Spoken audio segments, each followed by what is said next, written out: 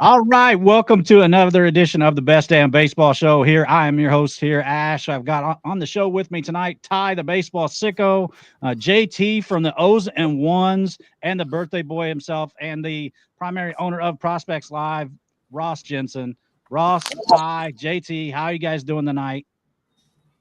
Doing really good, man. Thanks for having me on. Appreciate you. Ty's going to us sing on your happy birthday. Yeah, No, happy no. birthday. One, two, no. Yeah. You Guys. saved me on Friday. It's a big birthday week. Who else? Who else has a birthday? Me on Well, we all Friday. have birthdays. All right. Happy birthday, man.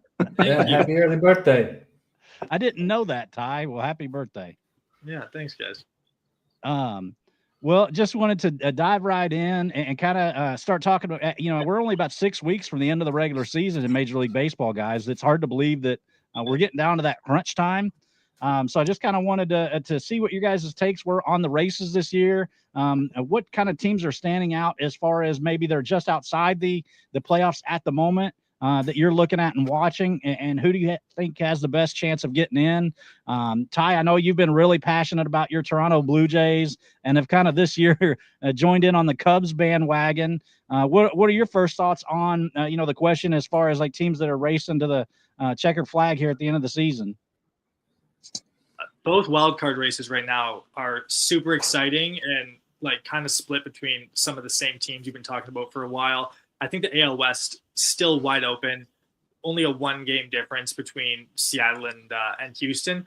I think Texas, the last 9 or 10 days, has kind of shown themselves out in terms of wild card spot. They're 2-8 in their last 10. They can pitch. Obviously, they have the best pitching. They have the best rotation in the league. I think still. I haven't checked stats, but it's a top 3 rotation. But they just can't hit consistently. So that's not going to go well for them. But I think the Mariners have made some of the best moves at the deadline, and Eugenio Suarez has still not heated back up since the move. So they've still got something in the tank, I think, to give. And I think the East and the West and the AL are going to be a blood race down to the end. I'm trying to go to a game in the last week of the Blue Jays season against the Red Sox. Place is going to be raucous. Both of us trying to fight for better position in the playoffs. So it should be exciting.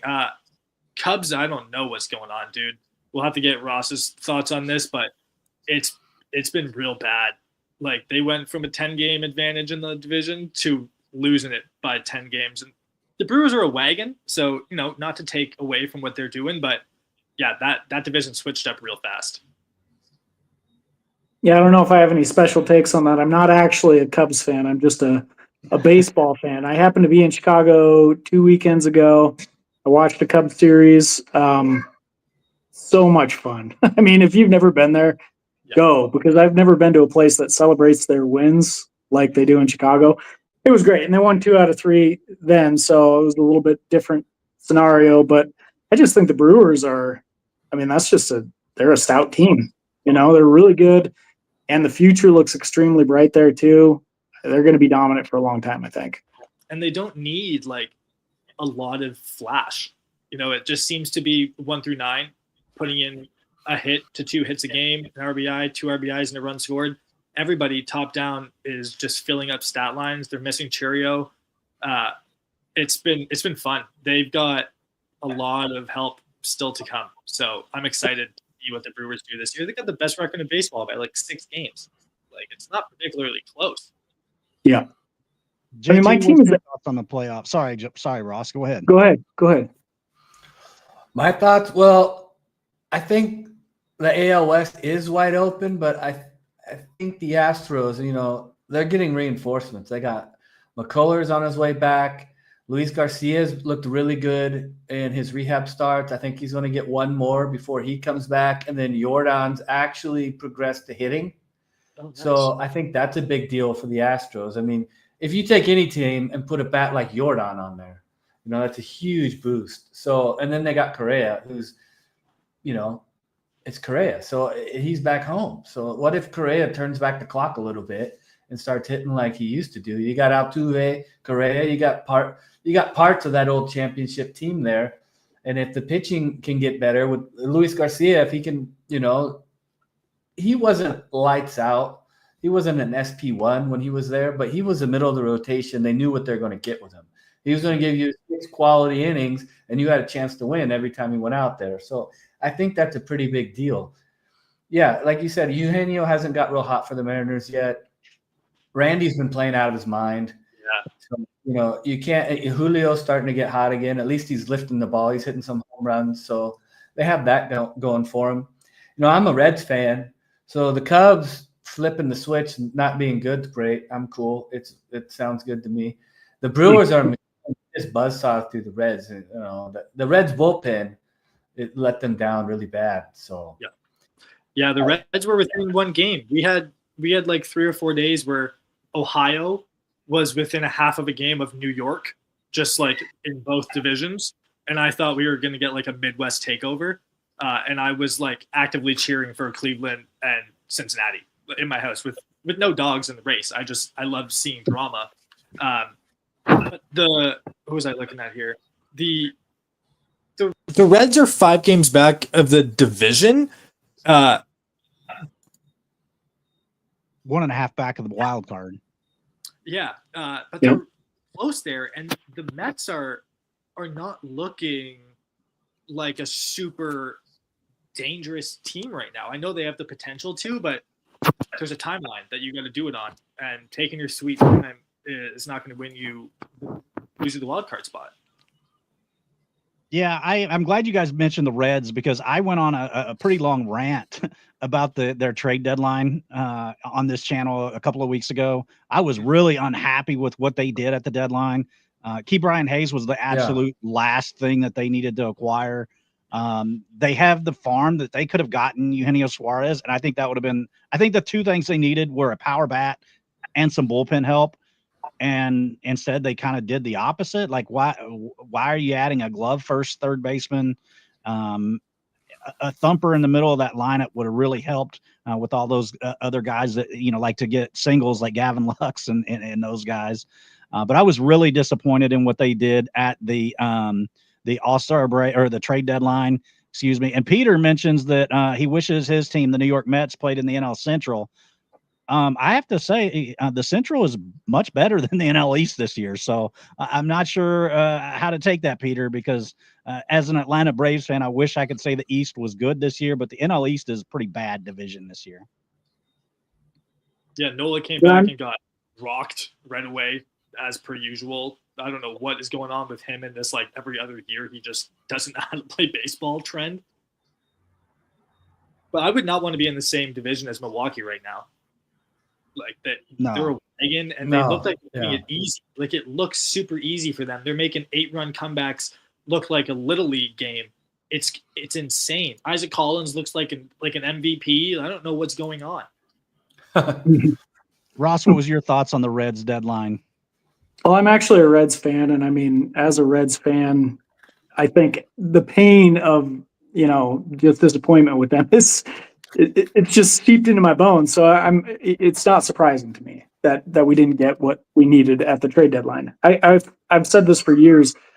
It's like every time I look at their lineup, it's like, wow, this is the best 85 win team that, you know, they could possibly put together. And that's all they seem like they're ever, you know, worried about trying to do. So it is what it is, but a little treachery wearing the Cubs hat, I guess. I know. When I saw you in that, I was like, "What?" Like, because I knew you were a Reds fan, but like, I was like, "That's a little iffy there." I will say, like, you know, I'm a season ticket holder for the Reds, actually, and at the game on Friday night, I was looking around like, this is a team that at that time was a half game out of the wild card, and the stands were empty. Like, this used to be a city that would rally around that team.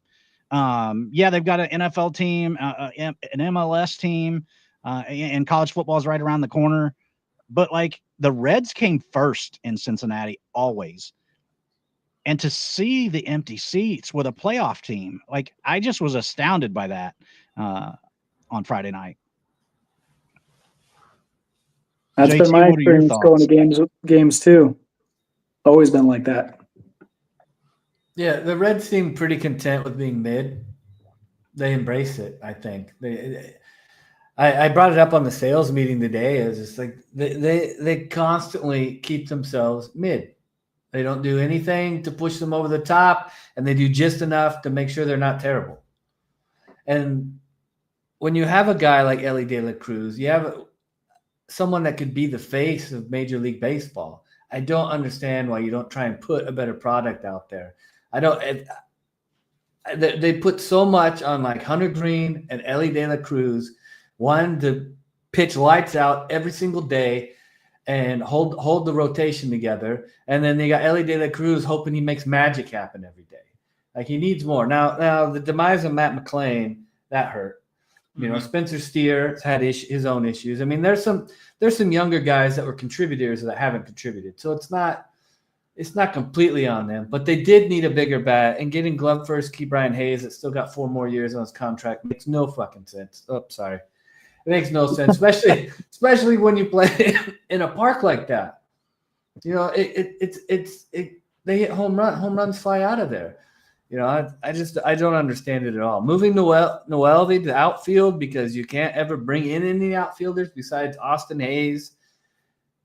Come on, guys, give me a break. And that Eugenio Suarez trade a few years ago is actually looking pretty bad. The return that they got, they just cut Jake Fraley yesterday. So yeah, he DFA'd him. I mean, that goes back to what we say in fantasy. Like, don't trade for the mystery boxes. Like, don't trade a productive MLB player for the mystery boxes. And then Peter mentions again Nolan McClain. Save us, Nolan McClain, please. Ross, JT, you guys have been kind of the prospect hounds on here. What are your thoughts on Nolan McClain and his debut over the weekend? It was a great debut. There's no doubt about it. In general, I've maybe been a little bit lower on him than I should be. I think he's got great stuff. The issue I've seen, and I didn't have him ranked in my top 100, and I got some flack for that, and maybe deservedly so. So we'll see how it plays out. But the issue that I had with him from a data numbers standpoint is that he had a FIP that was running a full run higher than his ERA, and that just kind of set me off a little bit. So I had some concerns there with the hitability. After the debut, I don't know that one start doesn't dramatically change my outlook, but I might need to adjust. He looks like he's pretty solid. Yeah. JT, any thoughts on Nolan McClain? Yeah, he had top 100. I mean, his stuff looked pretty good, but from what he'd shown at AAA, his swinging strike was like 11.4%. He had a really high floor setup just from the numbers. He had a really high ground ball rate. He was tiptoeing the line with the walks. He had a little bit less than 11% walk rate. So there's a good floor. And the Mets have been kind of doing that with a lot of their pitchers. Christian Scott was another one, but Christian Scott had a swing and strike rate like 15% or something in AAA. You know, Nolan McClain's, you would think with that kind of stuff, with a higher swing strike rate than he did. So I'll be interested to see if, as he ages and matures and he gets more work, you know, with the Mets pitching coaches, that, you know, they don't work some magic there, maybe sequencing, maybe he learns a new grip on something. I don't know, but his stuff is really good. So it looks real promising. And Ram mentions in the chat, I'm not particularly worried about the Mets pitching wise for next year. You could see McClain, Tong, Scott, Sproat with significant time alongside Senga and Manea. Ram is absolutely right. That rotation next year, I mean, a lot of people forget that Christian Scott, I mean, JT, you were in on him probably before anybody I knew. And Christian Scott looks like he could be a legitimate middle of the rotation arm for them. So I think that rotation next year could be really, really elite. Yeah, I'd agree with that. Go ahead, Ross. I tend to think that Tong might end up being their best pitcher. He's looking really sharp down on the farm. Totally agree. And I think he might have some of the most immediate success of younger pitchers that come up, just because of the funk in his delivery. It's going to take the league a minute or two to figure out the angle that he's coming from. He's so turned to the side and such a high release point that it's just going to look crazy coming in. And he's a Canadian, so I'm hoping that he comes in and shoves. I love this kid. I love Ty being on brand here. He's Canadian. Figure that out, Ross. Perfect. We love Canadians. All the half the Hey. STS guys are all Canadians, so great. I did since we mentioned the Mets. I kind of in the same division. I was the one that in the preseason that was adamant that Atlanta would not be a playoff team this year, and I got a lot of flack on this channel for saying that.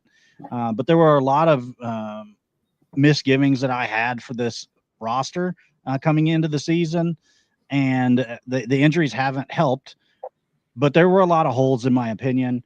The one that I didn't really see coming is Michael Harris. This is a guy that last year was atrocious in the first half and then caught fire in the second half. And it looks to be repeating this year as well.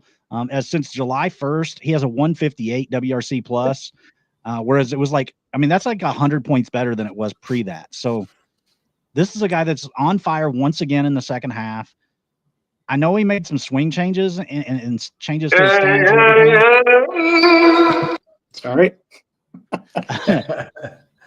JT, Ross, Ty, are you guys believers in Michael Harris and the changes that he's made? Do you think that this is going to continue next year and then he's going to get back to what he was 2 years ago? Or do you think he's more like the player that we've seen in the first half the last 2 years? The one thing that I will point out during this stretch, his walk rate is 1.8%. And I don't believe that's sustainable at all. No. Ty, what are your thoughts? I see a guy who, when he gets the bat on the ball and isn't putting himself in 0-2 count after 0-2 count, can be really dangerous as a top of the order hitter like he was when he first came up. That walk rate is worse than PCA, and PCA is notoriously the guy that we all talk about can't sustain his production if he can't start walking. But Harris has been excellent and hitting really clutch at ends of the game too. So I do think that he has the talent there. And I think that when the Braves are hitting well, that it provides a little bit of safety net for him to take some of the pressure off and just hit near the back of the order for a while, if that has to be what it is. But I've always really liked him. Fantasy wise, I've got a lot of shares of him. I've sold on a few, and his K rate is under 20%. So it's not like every underlying factor is pointing to a wreck, but that walk rate needs to greatly, greatly improve, or he's going to end up just getting waste pitched, and that can't. 12% swinging strike rate is also not terrible. Ross, were you a big believer in Harris coming up? Not really. I mean, he was a guy that was in my top 100, obviously, but I wasn't particularly high on him. I was really surprised by his rookie campaign. I think the truth on who he is as a player is somewhere in between. I think there was bound to be some positive regression from the start of his season, regardless of this swing change, but clearly the swing change has helped. So whether he's going to be, a superstar talent moving forward or not, I don't think that that's going to be the case necessarily. But you got a guy that's a 2020 talent, I think, and he can do it for a long time. So, I'm not fully in, but I'm also, I'm being realistic. I think there's a decent ball player there. Based on previous conversations, I think I know what JT is going to say. JT, what are your thoughts on Michael Harris? That ground ball rate's way too high.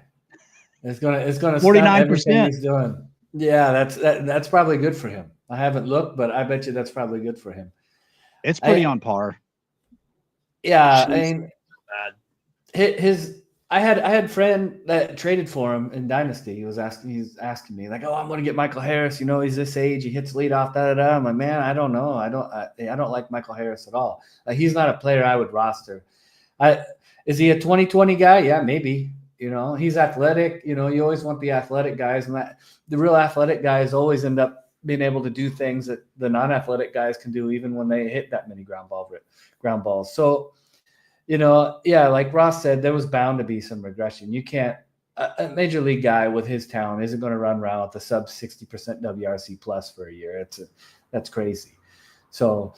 Is he this good? Yeah, probably not. But I mean, you could say that about anybody that's on a heater. Eventually the heater's going to stop. So, yeah, 2020. If he could do 2020 for the rest of his career, I mean, the Braves brass is going to do cartwheels. So, yeah. I'd agree with that. I mean, there's a couple other guys too that are just in that same vein of like they're becoming very predictable as like second half players. You got Julio Rodriguez like every year. It's like the sunrise. You got Julio Rodriguez and you got Vladimir Guerrero Jr. now doing it for the second year in a row where he's just matching in the second half. We'll see if he keeps it up, but pretty crazy. But Yeah. the one thing different about Harris and those two is Harris lives in a warmer climate. That's true. Like Yeah. Jays get to play inside, so like we are domed. True. But- yeah, you are domed. And I'm as a Jays fan, like our version of that frustrating Michael Harris is Bo Bichette, right? A guy who like I know that you are extremely talented, but something is getting in your way, and I think it's that you're trying to pull 30 home runs. And if you stop trying to pull 30 home runs and you start trying to slap 45 doubles, I think we're going to be in a much better place as a player and as a team. And I think if I don't know, like he hasn't been a stud this year, Michael Harris, so I haven't really had to do a whole lot of research on his underlying stuff, but I have a feeling it's a lot of swinging out of his shoes, trying to be Ronald Acuna's replacement. And I just don't think that players should be doing that. Like, play to your strengths. Let that young speed play for you. Hell, Bo Bichette is like not a fast runner, but he's a doubles machine. And I think we need to see Michael Harris try to hit more doubles and try to hit less homers. I would like to see that. I think that would work really well at the top of that lineup. So we'll see. I don't think he's a 180 WRC plus guy, obviously. I think he's maybe more of like a 120, which is fair. That's not a bad player, but 180 is out of the question, I think. The worry for me always has been with Michael Harris and his production is over time, is he gonna not be able to play center field in a few years? Yeah. And I'm not sure his bat is going to be enough in a corner 2 or 3 years from now. So that's where I get the most nervous regarding Michael Harris. Another bat that has kind of done this struggled most of the year thing, and over the last month his bat has kind of come alive a little bit, and it did that in his rookie year last year, which is why I was buying Wyatt Langford as every league that I could. Was his torrid finish to last year. This year, he started the season most of the year just kind of iffy, struggling to say the least. But over the last month, he's got a 142 WRC plus, and he seems to be coming to life a little bit. I was always a big fan of Wyatt Langford. And so as he's heated up, do you guys see him going into next year being more like this type of player that has finished the season the last 2 years? Or do you see him being, where do you see the Wyatt Langford moving forward is kind of my question, I guess. JT, I'll let you take it off first. Well, I'm a big believer in Wyatt Langford. I think Michael Harris and him are totally different players. That Wyatt Langford has a much higher ceiling than Michael Harris. Mm-hmm. And I think it just is a matter of Wyatt getting completely healthy and getting in his groove. And then I think he'll take off, to be honest with you. I have no doubts about Wyatt Langford's ability. I went and acquired him in a league. So I'm a big Wyatt Langford believer. I think he could end up being, 30 teams? I think he could be a top 30 outfielder. I think he could end up being the best outfielder on the Rangers and could be an outfield one on pretty much most teams. Maybe not right this moment, but next year, the year after. Ross, what do you think about Wyatt Langford? Do you see him being an all-star caliber player in the future, or where do you see him? Yeah, absolutely. I think he's a superstar in the making. I just think this is natural development, and he's fairly new to baseball in general for players, comparatively. He came in pretty late. It's just hard to learn major league pitching. I think he'll figure it out.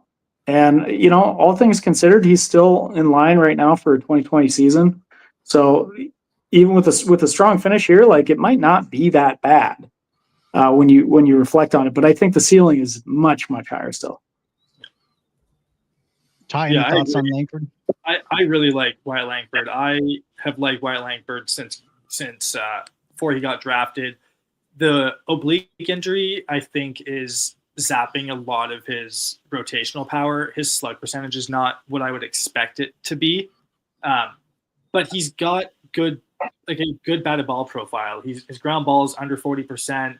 He hits a lot of line drives, which is a good starting point, right? Once that oblique is starting to feel better and stuff, and you're in a sophomore slump, whatever the reason for that may be, whether it's injury or whether it's pitchers and scouting systems figuring you out for a second. I do really believe in him. I don't think I think the bat to ball skills are much better than Michael Harris, and so his floor is much higher. And I think he's just a better all around athlete than Michael Harris has shown to be. Like you were saying, Ash, I don't know if his body type is going to be a center field body type, but Wyatt Langford looks like a rugby player playing baseball. So I trust the build. I just hope he can stay healthy. Yeah, fair. Appreciate you guys' viewpoints on that. I know before we drag on too far, I know that. Did you have another comment? Well, just while we were talking about this, thought about let's throw one more outfielder out there for discussion. What about Lawrence Butler? An Ozen special. He was not. I wrote him up. I had the Denzel Clark, Lawrence Butler write up, this or that, but no, he wasn't an Ozen ones guy. But he was touted in redraft leagues. He's like a top 50 guy. Got to get Lawrence Butler. He's going to blow up. He's going to hit 30 home runs this year in that little park. And now he's platooning. So is this Lawrence Butler, or is it something like last year? He hit 7 home runs in like a week last year. That's a hot streak, but he's got to be better than this, right? Or does he not have to be better than this? I'm not a going big fan of Lawrence Butler.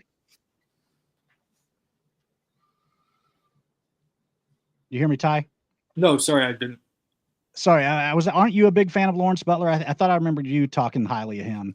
I like his athleticism and I like his 5-tool potential, like doubles out of the leadoff spot. I think could be his thing, but he is very bad against left-hand pitching this year, and so that the platooning is going to continue. Like last year, he hit 291 against lefties, and this year he's not even hitting 175.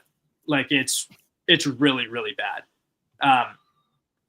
But I like him as a player. I think that he can be a 2020 kind of guy as well, but I don't think that pushing for home runs, especially in that lineup, is what he should do or what he even needs to do. I think like a lot of guys we're talking about right now, we're talking about pitchers who always want to throw velo, and I'm looking at a lot of guys who are great athletes who want to hit home runs, and I don't necessarily think that is going to get them to the baseball pedigree that they want to be at. I would like to see Lawrence Butler lacing doubles and just living at second base at the top of the lineup, but he's not going to do that with the swing and miss that we're seeing, especially against left-handed hitting. Like it's going to dig him into a massive, massive hole. Yeah. Well, speaking of 2020, he might be 2020 this year even. Yeah. Very close. His fly ball rate is like 30% right now. Like he's a big line drive 17 right now. His line drives are not bad, but yeah, I don't know. I need to see him putting better wood on some balls, and I need to see him chill out against lefties, because if you were going to be like hyper athletic and especially an outfielder, like I don't want to have to platoon guys. That is not generally what I would want to do as a manager. So we'll see. I don't think that he's going to be. I think this group is going to be Wyatt Langford, and then if Michael Harris can fix these Michael Harris related problems, I think Michael Harris has a chance to be better than Lawrence Butler, but I think his floor is lower. I think with the issues that we've seen Harris have, his floor is lower, but he has the ceiling to be a 30-30 player. He does, but I just don't know if we're going to see it. Lawrence Butler, I think 2020, I'm happy. Do your job. 100% agree. I'm not as high on Butler as I think most other people are. I just didn't quite see it coming up as much. I think you're spot on. The athleticism is there. He's clearly better than I thought he was going to be, but Yeah, I guess I'm not surprised that he's having to learn on the go. I'm about to. I didn't anticipate a rant tonight, but I've got one brewing.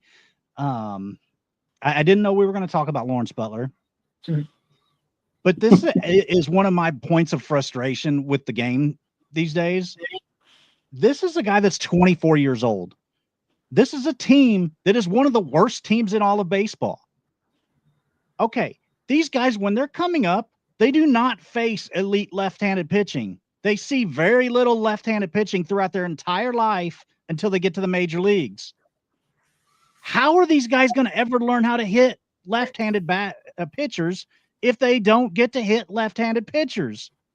You're a terrible team. Normally, I'm not one that says you can learn at the major league level, but the Athletics have nowhere that they're going this year. So let your guy run out there and hit against both righties and lefties and see if he can adjust to it. We are way too fast to label guys as a platoon bat in the game these days. I mean, we saw it last year with the Red Sox and Wilyer Abreu. Whenever Roman Anthony was first getting called up, there were talks that he was going to be a platoon bat, even from their front office and their manager. Like, come on, this platoon nonsense needs to stop. Sometimes these guys take a little time to learn how to hit elite major league left-handed pitching. They're not seeing the volume of these type of pitchers in the minor leagues. They're not seeing these type of pitchers in college. They're not seeing these type of pitchers in the high school ranks. They've got to be able to make adjustments and learn. The only way they do that is by playing against left-handed pitching. I mean, stop with this platoon nonsense. He's 24 years old. Like, I would get it if we were, 2 or 3 years from now, and all of a sudden it's like, well, this guy's just not going to cut it. I mean, it just bothers me to no end. How is a guy ever going to be a Hall of Fame player if he isn't given the opportunity to learn? Like, the Athletics do not need this season. I would get it if they were the Mets or the Red Sox. Even I can understand it because they're right there in the division in the American League East. I would get it if he played for Toronto. But this is a team that's not making the playoffs this year, next year, or the year after. Yeah, just let run him him hit out. lefties. Run him out there every freaking day. Yep. Yeah, Sorry, and that's a somebody team take that's it. going to be that's a team that's going to be moving to Vegas. So they want to be able to have these young. They need these young guys to work out. So they have a young, exciting product. So yeah, I mean, if you're gonna sit them, then at least, and they're doing this, is they have other young guys they're running out there. Denzel Clark, Colby Thomas now, I guess Soderstrom, JJ Bleday's back up, which they should just let that die and embrace their young guys. But I agree, he's the same age as the average hitter in Double-A. So, and he's athletic. He has his home run fly ball rate at 16.7%. That's elite. It's just that he's not hitting very many fly balls. He's hitting way too many ground balls. Chuck mentions that it actually puts a negative mindset for the player. I totally agree. Because we want to quantify everything in baseball these days. I think that often the mental part of the game is often overlooked. And if you're telling a player at age 24, you're never going to be able to hit a left-handed hitter, well, I think that eventually he's going to believe it. So, like, the mental grind of baseball is important, and you've got to manage their mental state every bit as much as you do their swing decisions, how they're playing the field, etc. Like, you've got to be conscious of the mental side of this game. I mean, 162 games is a lot of games, and the travel is unreal. I think a lot of people don't understand the travel. I've been with football teams where we were getting back to campus at 3:00 in the morning. I mean, I've been with basketball teams that are getting back to campus in college at 2-3 a.m. and then they've got 8:00 classes the next day. So I think fans in those worlds don't understand how difficult the college athlete has it.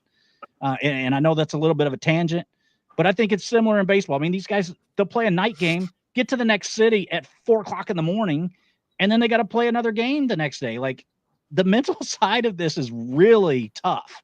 A lot of And these if you're kids are like throwing a guy living on their own for the first time too, having to balance like dinner and going to the gym and doing the stuff that isn't totally supervised by your team. Like we talked about this with the Red Sox maybe like a month ago, and Jordan Lawler as well, where you bring a guy up, you bench him, you let him sit around, you don't show him any confidence, like Chuck is saying. It just puts a negative piece on, and then you tell him, "Oh yeah, we're gonna send your pal down, and you're gonna split time here." By the way, we're also with the Red Sox, we're gonna move the cornerstone piece, but you're still gonna platoon. It's like, what? Oh, okay, you let me know when you need me then.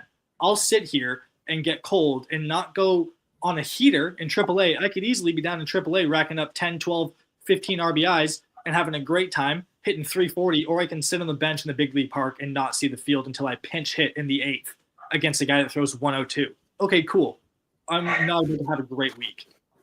I agree, especially when you're not competing. Like I don't expect to call up your number one prospect when you're in a divisional race, but if you're rocking a 24-year-old who's been in the bigs for now 3 years, he's got to play every day. Like, I don't understand that. Yeah, Any fully other- agree with you guys. 100% agreed. Sorry, guys, I didn't mean to drag us on a little bit there. It's not a but BDS I know, show, like, the match doesn't go on You a- feel better? You get it out? yeah, Get the venom it out. actually does. It's something that bothers me in a great way. But I know I want to be respectful of your guys' time tonight. I know that JT and Ross, you guys' expertise is evaluating those prospects. And JT, I know you had some points of discussion tonight that you wanted to bring up. So I'll kind of throw it to you and let you bring up the topic that you wanted to discuss, and go ahead and we'll take it from there. Yeah, I wanted to talk about fake prospects or overhyped prospects or prospects that are just pushed on you. That's what we wanted to talk about, especially since, it's been a thing that's been bothering me for, I don't know, since I started this. But then as I started doing the Jeter series this year, which is based on the top 3 prospects at each position according to MLB Pipeline, it kind of started to get like blatantly obvious.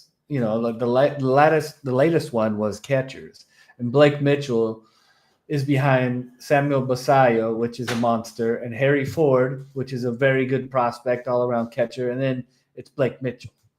Like, why? I don't, because he was taken 8th overall out of high school. Is that why? This is like a legit 30-hit tool. He's got serious issues with his hit tool, and he's over guys like Eduardo Tate, who just got moved by the Twins. He was like the center of a package to bring the MLB player over. Leonardo Bernal, the Cardinals, has had a really good year. He's over him. He's over Carter Jensen, who's in AAA and only a year older than him, and Blake's in High A, and he's not playing that well, but he didn't have the strikeout issues at High A and Double A that Blake is having now. He's having strikeout issues as a 23-year-old in AAA, and sometimes that happens. Maybe it'll figure itself out. Agustin Ramirez didn't hit each level running. He always needed 20, 25 games to get adjusted, and then he started mashing. So I just don't understand those guys getting pumped up when their statistics and the productions don't show up. They don't say, hey, look at me. It's kind of like, no, I don't want to look at this prospect. He doesn't even come into my radar due to the issues he has. And then you have the New York squads, which just every media outlet, every publication pumps Yankee prospects. And I get it. They're about making money. They want the eyes, they want the views, and New York specs bring it in. But I know Spencer Jones is on a heater, but there's issues there. George Lombard is another one Ross and I talked about. There's issues there. I'm not going to break them all down. I'll let Ross go ahead. You can break down one of those guys. But it just seems to me that there is a disconnect between the actual production that's happening and then what the lists are saying. So I had a good friend of mine once that we had this conversation about fake prospects, and apparently this is like according to him anyway, and I'm kind of relaying this, secondhand, third hand. He said there's prospects in the industry out there, like in Major League Baseball, that people just know are overhyped. Like they know they're not going to turn out to be as good as they're ranked, but the organizations or whoever are pushing these guys, as far as like trying to get them hyped up because they want to use them for trade collateral or whatever it might be. So I don't know how much legitimacy there is to that, to be honest, but we've had some interesting conversations about it. And I feel like sometimes when I'm reading some of the rankings lists from major publications, I get that feeling, right? Like it just doesn't make sense that X player is rated where he is right now.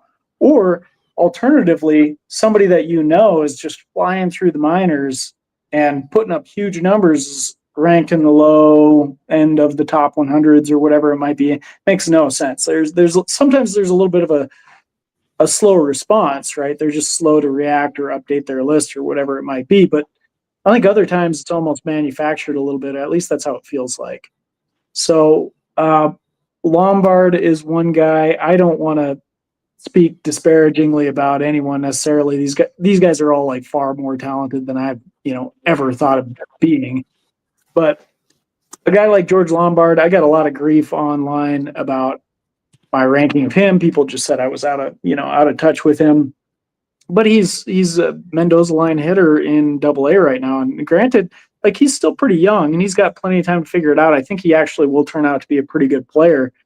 But it's really hard to justify, in my opinion, like a top 25 ranking for him right now, which is where we're seeing him in a lot of places. There's talent there. A little bit of this is maybe like on the Spencer Jones things. You could maybe even argue like the Yankees are really not trying to let their guys perform. They're just trying to get them the help they need. Maybe that's part of the reason why we see some of these guys struggle in areas. But one guy that I wanted to touch on that I feel like is related to that, Lombard is overrated. One thing I want to touch on with that is Aiden Miller. Like he's a guy that I feel like is pushed really hard on prospect lists as like a top 30 type of guy, some places top 20. I don't see that. I mean, I did look at Pipeline and they had him a little bit lower in the 50 range, I think, if I remember. So I'm kind of more on board with that. He does have some good speed. He's got some decent power. The hit tool itself, I think it's a little concerning. So he's one of those guys. I had him at number 92 in my last rankings update. A lot of people were disappointed with that, to say the least. But, that's kind of where I see him falling as far as hitting capabilities. Could he end up being a really good player? Yeah, I think he could. But I just can't justify too much higher. I can't justify a top 40 guy. Fangraphs has him at 15. And as you were mentioning his hit tool, he's hitting 239 and his ISO's 149. So I don't like to talk bad about anybody either, but I don't see a top 15 player there. Yeah. Fangraphs rankings are always a little interesting to me. At least they're different. I'll give them that. They're not milquetoast, it's not just a rehash of everything else you see. So I'll give them that. It is frustrating to me, and maybe you guys can talk a little bit about it. Do you think that there is any kind of pandering to fan bases by some outlets? And I'm not asking you to name an outlet or anything, but do you think there is any pandering that goes on because of the fact that it is a business and you are trying to sell subscriptions? Do you think that that's something that does happen from time to time among industry prospect writers? Yeah, I do. I think it even goes more than that. I think sometimes they help out orgs. Maybe they're buddies with a GM. I really think that it's pushed nonstop. And like what Ross said, when it comes to trade value, I really think that some of these guys are hyped up to have some kind of value. And maybe they're I mean, look, they spend lots of money. They got all kinds of people involved. But let's just break it down, like peeling the layers of an onion. Think of it as your fantasy team. You got that guy. You always got a guy who's sitting there in your ear telling you about how much you need this player and how well he'll perform, and you really need to trade for him and give him this guy. This is the same type of deal. They're pumping out this info and giving it to somebody. And a writer is taking it as like, I got this hot tip. I'm in good with this org. They really like this guy, yada, yada, yada. and then he puts it out there, and there it is. It's live. This prospect is can't miss, and he's got a hole in his swing. He's Tom Selleck. So I think it 100% is like that. I think it happens more than we think, but with, like you said, with the eyes, I think that definitely happens when it comes to Yankees prospects, Mets prospects, Dodgers prospects. The difference between those three orgs is the Yankees prospects haven't been as good as the Dodgers and Mets. Well, so I would maybe even take that a step further, and JT and I talked about this last night a little bit. And I don't want to go into too many details, and I don't want to I don't want it to seem like I'm pushing shade anywhere, but having been in this business, like, it is a business, right? There's money involved. And when there's money involved, there's always a possibility for some kind of manipulation to be there. Here's an example. I've had a company reach out and ask, like, if we would have a marketing relationship with them. And I've thought about this really hard. I really don't know what the right answer is here, but I can easily see how us, as like Scout the Stat Line or Prospects Live, we've gotten out there, we've gotten a name, a reputation that's been based on trying to give really good information about prospects and players to target or to look at, provide the best kind of intel possible. And then all of a sudden you have like a marketing partnership come up where they're like, hey, we'll pay you, but we want you to talk about this guy because this guy is somebody that we've got a relationship with, and we can make money off of it if more people are interested in him. And then all of a sudden we're writing about, even if it's unintentionally, maybe we have the best intentions about it, we're trying to give an honest profile, but we're giving him more airtime.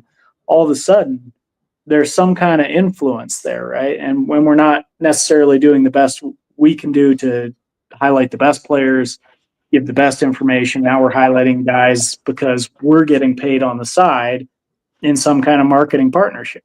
I mean, I could easily see how that could happen. Easily see it.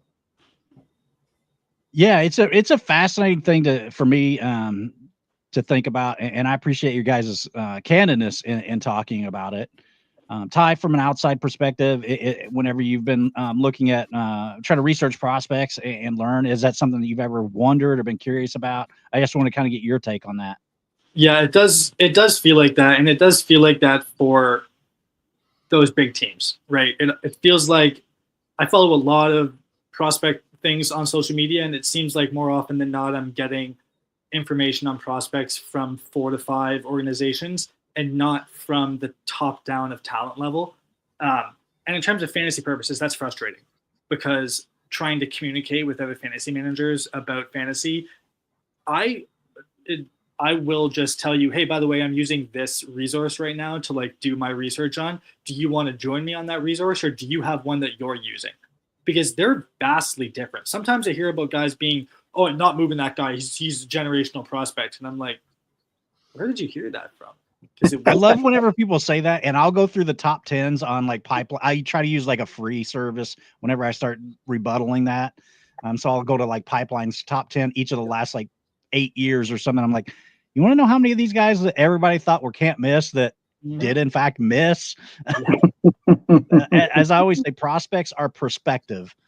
Or JT says they're mystery boxes. So yeah. In fantasy league, I was a couple years ago during a startup. We had a guy trade out of his first round position to take someone's second, third, and fourth round pick. And I'm like, okay, that can be kind of cool. Like, you might not go get that 30-year-old stud J-Ram, but you might go get 3 or 4 guys that in 3 years are going to be J-Ram. And it was like some of the worst choices I've ever seen made. And as he was picking, I was in the middle of trading out of the first round in a different league with him as inspiration. And I was like, actually, cancel. Get me out of here. I don't want to do this. I know more than he did. But yeah, part of it was that he was taking a lot of player stacks, like 2 guys from the White Sox, 2 guys from the Tigers. And I'm like, that doesn't look good. So now Eloy and Luis Robert are rotting on his bench. And I'm like, you took that with your 2-3 round pick, dude. That's not the guy. And then he'll try to message you and be like, hey, by the way, I want Wyatt Langford. You can take these 2 guys. See how good they were. I'm like, dude, send me your resources because we need to chat. Like, I don't know what research you're doing, but It's not the research I'm doing. So I do see that a lot, and you see a lot of teams that just don't get showcase, and that's part of being in a small market team and stuff. Like, we're lucky in this group that we have a lot of guys who rep their smaller market teams, and I'm super thankful for that. Like Steven, always he's posting in all the time about Brewers content, and that's a market that you don't hear about a lot. But I don't know if Chuck is still watching, but Trisavage has like a 16K per 9 right now. So I don't know if you were saying that he's on ice or he's one of the Nepo baby prospects. I disagree, and that might be my Blue Jays homerism, but that guy is disgusting, and he might be in the bullpen by the end of the year with how the Jays are talking about it. So I like him. Lombard is overrated. I think Spencer Jones is incredibly overrated unless you have like an extremely high risk capacity.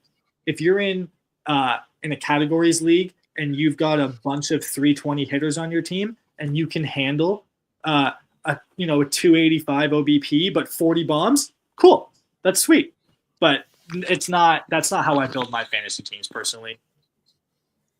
Ram says smaller teams can provide good fantasy value. Kyle Karros and Warming Bernabel have helped me a great deal in different leagues.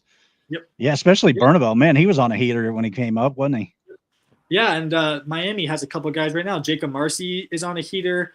That Hernandez guy, whose first name I can't remember. They've been saving me in a bunch of my leagues, like playoff leagues, where I'm picking up guys because they've got 6 games, not because they're good. I'm just like, play the game for me, please, sir. And they've been doing really well. But those are not guys that are getting play, right? I didn't see a lot about Jacob Marcy smashing that AAA. He just all of a sudden was hitting 3 or 4 homers in a week in the major leagues. I was like, oh, crap, I should do something about this. Yeah, Ram, that guy. Yeah, I like him a lot. And it's funny that George Lombard keeps kind of getting, bagged on a little bit here tonight. But his dad was one of those can't miss guys and never did a thing in MLB. So I think it's just interesting that his name keeps coming up when his dad was one of those can't miss guys. I don't know if you remember that, JT, back in the 90s.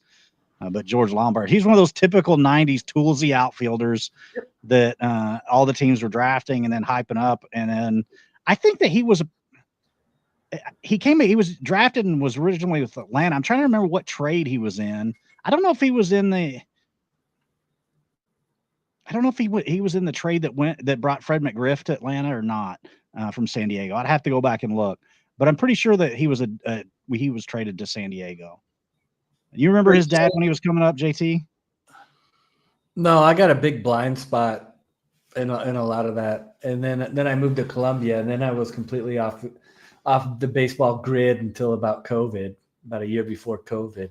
But Tools the outfielder. I mean, Eric Davis is my favorite player, but during that time, the Tools the outfielder I couldn't get off of, even though he hit like 210, was Chris Young when he first came up. Oh yeah, Chris B. Young, yeah. Oh yeah. I'm not sure how I couldn't get off. I don't know if you remember his dad or not, but I mean, looking at it, like Lombard Jr. and Senior's numbers are fairly similar. Lombard Sr. was probably a bit better of a hitter in the minors, but he was also not playing at such advanced assignments like Lombard Jr. is. And before we get, we're getting close to the top of the hour, at which point we will be transitioning to our CBL show, which is highlights our 128 team dynasty league. And so I want to be respectful of JT and Ross of your time. I'll start with you, Ross. Go ahead and talk to us a little bit about the services that you provide and where fans that might be watching could find your stuff. Yeah. Okay. So first of all, I'll rep myself. You can follow me on Twitter at Ross Jensen 12. Always like to tell the story. I guess there was 11 others before me, so I'm number 12. I'll share my thoughts constantly and nonstop, probably annoy the hell out of you, but I'm sharing free rankings on there and stuff, so check it out. But I have 2 organizations if you're really looking to get an edge in your fantasy games, specifically Dynasty, but we also have some content that's focused on redraft as well. Or if you're a card collector, we also have tools available for you. So there's 2 organizations. The first one is Scout the Stat Line. Scout the Stat Line is all data-based rankings and projections. Extremely useful tool. Some people call it a cheat code. I would personally call it a cheat code, but it wasn't me that said that. And then Prospects Live, where we've got more curated content. We've got a large staff of writers there. We're doing curated rankings there constantly. We also have some really good tools at Prospects Live. You can take your rosters from Fantrax and upload them directly into Prospects Live, and it will give you a list of all the available guys in our rankings. I have used that many times.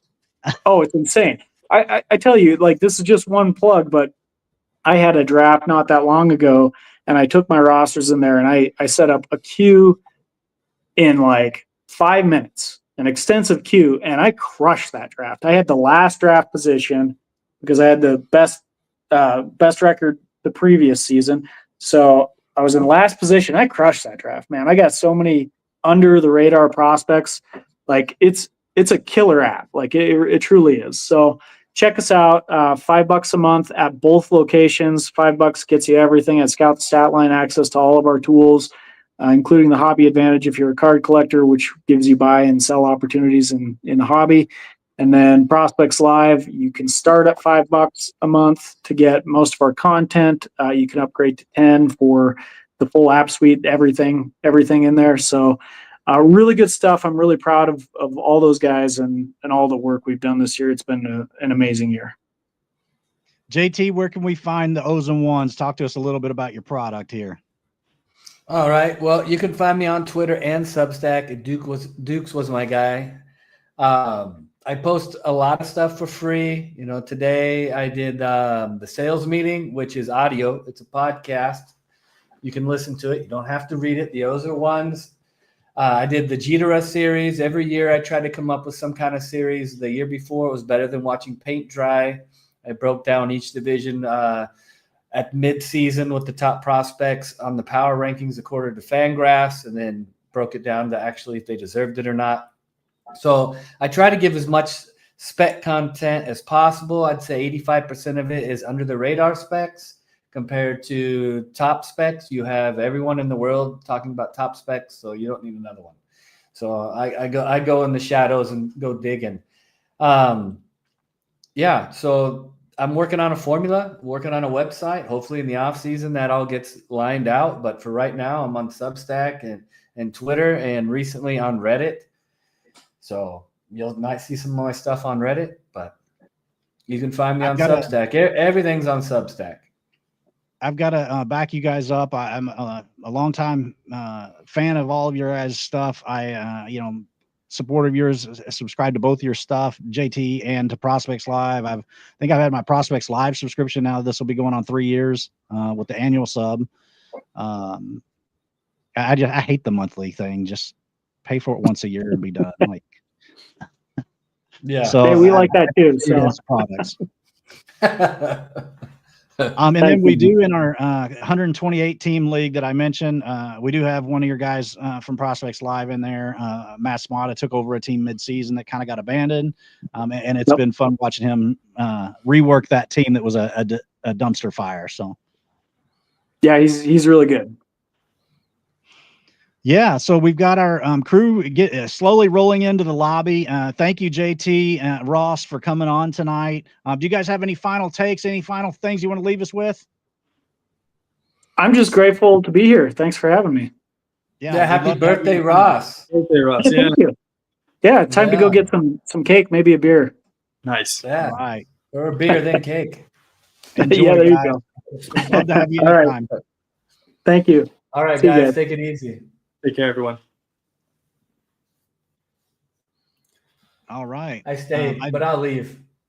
Oh, let me add Luke. Are you ready for us? I think so. I think I'm almost ready. I got got way too much background going on here, so I gotta change that. JT, while he's doing that, what were your thoughts year one of the 128 team college themed baseball league? What was my thought? Yeah, what's your thoughts? Joining midstream, taking over an abandoned team as well, like Smata did, or like I mentioned earlier. What were your thoughts on the wrap of the season? I thought, well, I was timid to get in it. I guess timid is the word. You kept trying to get me in this league, and I'm like, look, dude, 120 teams, that's crazy. I got enough stuff on my plate without dealing 127 other nut jobs. And then after I got in it, I'm like, this is awesome. It's really awesome. I'd like to get Ross in it. I'm going to keep working on Ross. I'm trying to get Ross to take over a team. But I like the fleece free. I really think that's a really cool feature to keep people from getting punked. I like that a lot. I feel like that league, I know there's a lot of people, but there is a lot of active members, like a ridiculously high amount of active members. I don't know how many, but the percentage is really high. It's higher than my 30-team leagues, and they're $200 buy-in. You figure for $200, people pay attention. They're literally just tithing to the league, barely setting their lineups, and they're running out Eric Fetties every week. So the amount of trades, the conversations in there, I've never been part of a league that was that active. It's really, really impressive. Yeah, the chat is crazy every day. Like, talk the banter on different things, even if it's not league related. I mean, people talking about baseball in general, just having like-minded individuals to BS with and have some fun. I appreciate all of you guys for being in the league. I really appreciate you guys that have joined and everyone else in the league that has joined. It's made it a fun part of my life, not just fun part of fantasy baseball. So I really appreciate everybody being in it. And Ash, we always appreciate you, man. Like there's no level of appreciation that I can show for you not only putting this league together, but putting the whole Discord together too. I mean, it's such a great community for everybody to talk about, like you said, just so many different things. So beyond appreciative of you, man. I appreciate you guys. 1 second, I'm just posting in our Discord to let them know that we are transitioning over to the CBL show. Luke, I wasn't sure who was supposed to be joining tonight for this week in CBL to talk about our Sweet 16 matchups in the postseason and the NIT.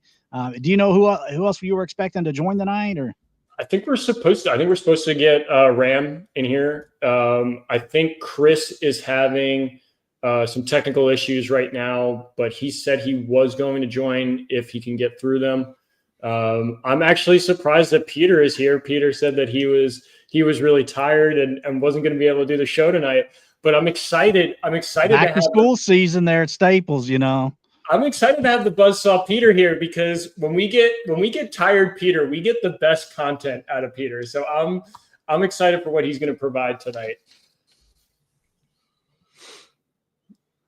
Peter, I think you're muted or something. I don't hear anything from you on your I'm end. definitely muted. Yeah, that was really good podcasting on my part.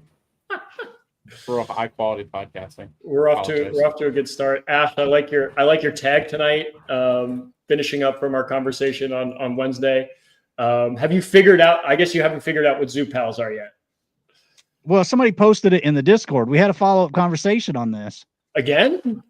Well, because Steven posted the picture do you know of them. what Zoo Pals are? No. See?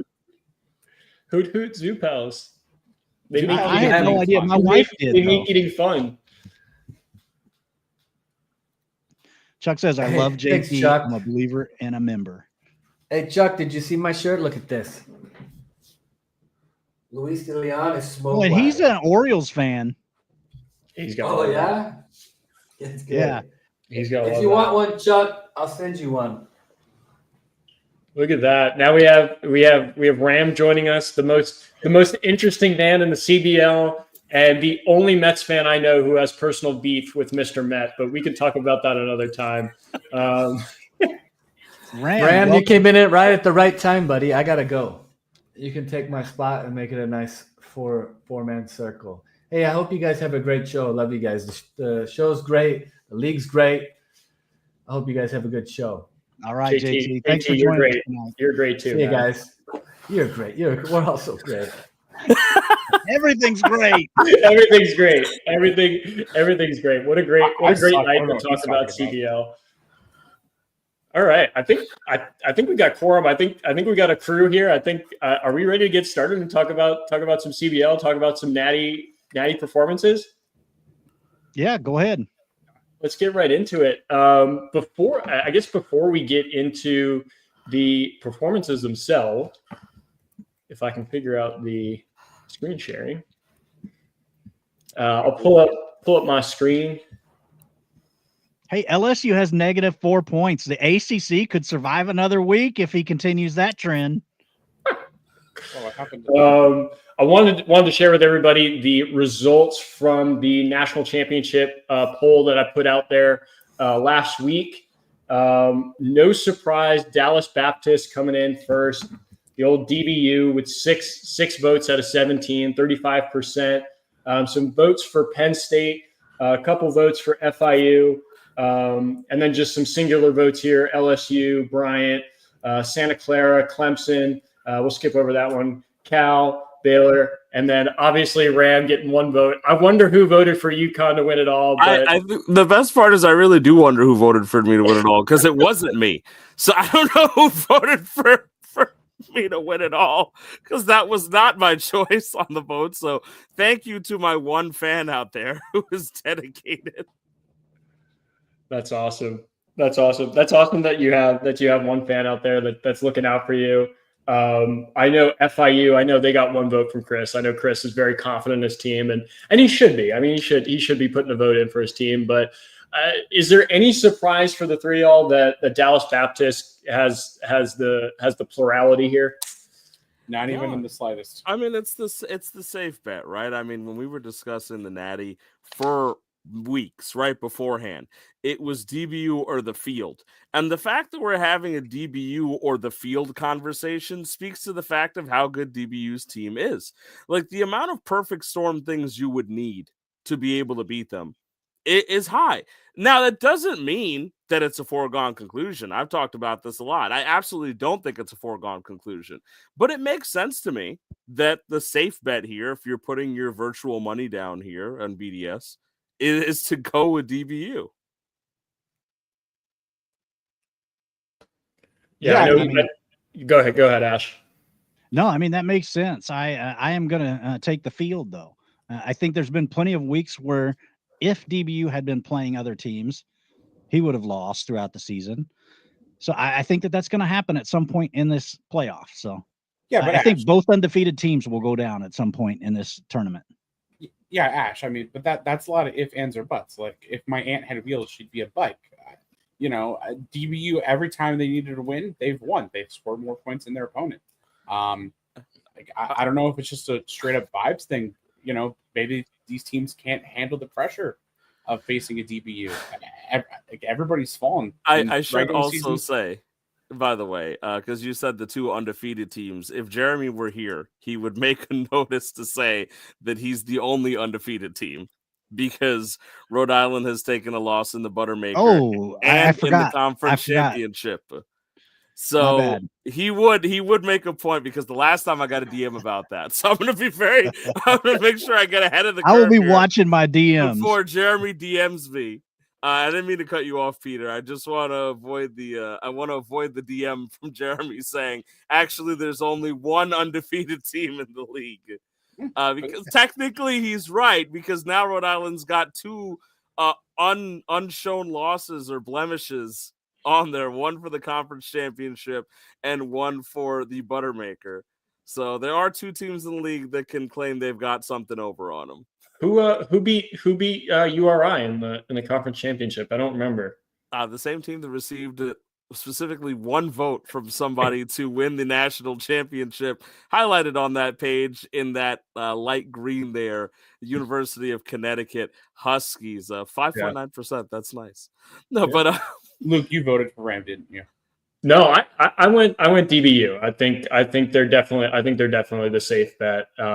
They've been a juggernaut all season, and I see no reason why they can't continue that in the NCAA tournament. Well, and I guess for me, I think Peter, Ram, and I are in the same boat here. That DBU probably has the best shot to win it all. So Ash, I'll turn to you. I mean, you said the field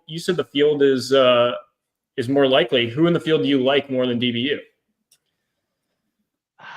Man, usually when you take one of these bets, it's because you're getting a volume of teams, not because you're going to pick one team. Otherwise, you would pick that team because you get better odds by picking that specific team. That's a betting man right there. There I you go. will say, to give Ash some time to formulate an answer too, what's interesting to me here is that can you hover over DBU real quick? I just want to see a number. So that was 6, right? So we've only got maybe about like 15, 20 responses, something like that. So 7. yeah, so there are a lot of people here. There's a lot of teams not represented, and that might be a good thing for their case, because we did receive a message from a friend earlier today that in regards to the NIT, he doesn't want to be discussed. And I'm sure that there are a lot of people going into the Natty that are honestly sharing that opinion, right? I joke a lot because I'm on the pod, so it's impossible for me not to be involved in discussion, and I like it, obviously, because I'm on the pod. But there are, I'm sure, a lot of teams that are sitting there thinking, there's 16 teams remaining, right? And we have 1, 2, 3, 4, 5, 6, 7, 8, 9, 10 teams here. So there are 6 teams still in the championship that are not represented on this screen, right? And funnily enough here, what I will say, and this is funny, is the other quote-unquote undefeated team in Rhode Island is not represented on this voting list At all. And realistically, if we're talking math alone, right, they do have a pretty good shot, because outside, now the only thing I would say is that I believe they're on my side of the bracket, which means they're on DBU's side of the bracket. So they would have to beat DBU to get to the final. Yeah. And we'll talk a little bit more about that later too. Real question here too. I mean, there's no doubt that URI has a great team. Do you think it's the personality that kind of spurs the voters away from picking URI? No, I think it's the fact that they lost the conference championship. Fair enough. Like that vote was put up pretty much Ram. Yeah, That's no, not even it's true. Yeah, that's probably why I have one vote, because they were like, you know what? If someone's going to Cinderella run, might be the team that beat them for the. I mean, yeah, if you put out the vote right after the conference championship, it would seem silly to assume that a team that just lost it is going to win. For me, I actually voted for Penn State, mainly because they are in my conference and I would like to play for free next year. So, Andy, I give you all my corn. That is a very, very strong declaration from Jesse over there on behalf of Delaware. Wow. Yeah. We'll with Rhode Island's up already. It's early. Rhode Island might have like 23 starts this week, though. Like, this is definitely a week that I wouldn't have wanted to run into them. I'm going to say that much. Yeah, fair enough. Cool. I think the polls are a lot of fun. I love getting the input from the rest of the league, and I appreciate everyone who put their responses in.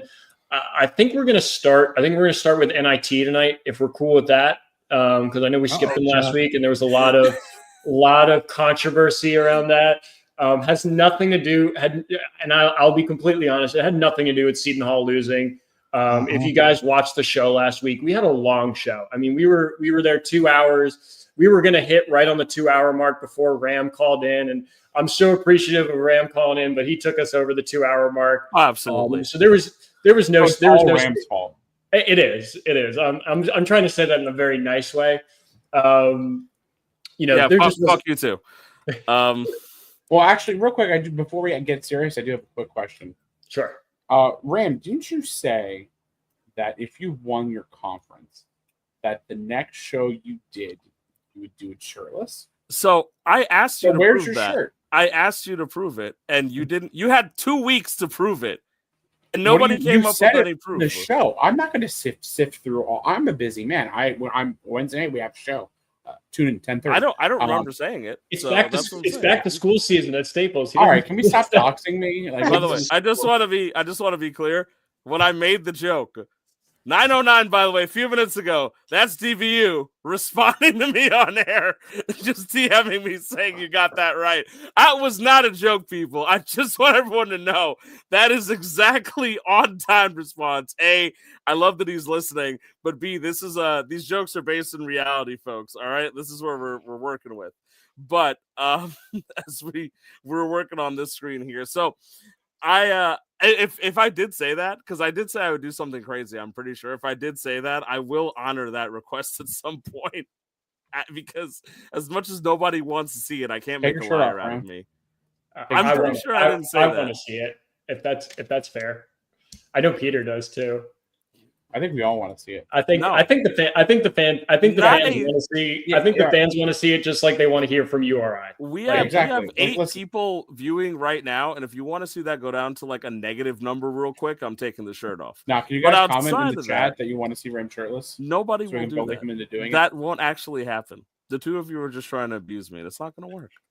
I'm not so easily bullied as our friend FIU, who is not here to deal with the bullying either right now. Show us your But, bank account. I love Jeremy's sense of humor, by the way. I popped over to Discord to look for something from Jesse, alluding to something that'll happen a little bit later. But And can you pull up Bryce's comment, because that's awesome. Just like right on time. Just right on time. I both appreciate Bryce for the humor and also for the fact that I don't know if I got to say this on air, because I was saying this to Peter and Luke beforehand when I saw them last Tuesday, was that it did really make me happy to see guys like Bryce and Matt from UCLA, and who else joined on to Cal, right? Chris from Cal. Yeah, Like, Chris. you know, we play in other leagues with some of these guys, and I've never necessarily had faces to the names and things like that. And I just want to say I thought it was nice that everyone came on and just seems so likable and they're having fun. And I talk a lot about like the future of this league and my hope and the fact that it becomes a big thing alongside the content. And it's nice to see that. Like, that participation makes me happy, because the CBL is its own little animal and a lot of fun. And so to see guys that we've played other fantasy with kind of jump in and ride the train and have a little fun, I'm glad. And I'm glad you guys took time to jump on and help out these guys over here. Luke is clearly as excited as humanly possible about this stuff. And I think it's nice to see him get that excited about it. It's cute, you know, puts him in a good mood. So it's great that everyone's around to do this stuff. And on that note, as I'm going to get this video thing set up, you wanted to talk about the NIT, right, Luke? Yeah. So we'll start with the NIT, and then we'll slide into the natty stuff. So we'll hold it off for a little bit. Before we get into the NIT too, and I think Ram really prefaced this well. Really enjoyed talking with the owners last week, having them call in. If you're one of the 16 teams that are left, I think we left a link in the Discord. So, feel free to call in. Love to hear your thoughts on, last week's matchup and your upcoming matchup. Give you a little opportunity to talk smack talk, because we will have that on this show as well. Again, to kind of allude to some drama that's going on. Get on here, Chris. Chris, yeah, Chris is back. He's got power. Looks like they fixed the poll in Miami, which is good. And So if you're interested in calling in, feel free to drop in, and we'll chat with you later on. But we'll get started. We'll get started on some NIT. I know we're a couple weeks behind. We'll start. I guess we'll start with the round of 16. Cinderella run of Memphis got knocked out by Florida State 2 weeks ago. Florida State has been a really good team in this tournament.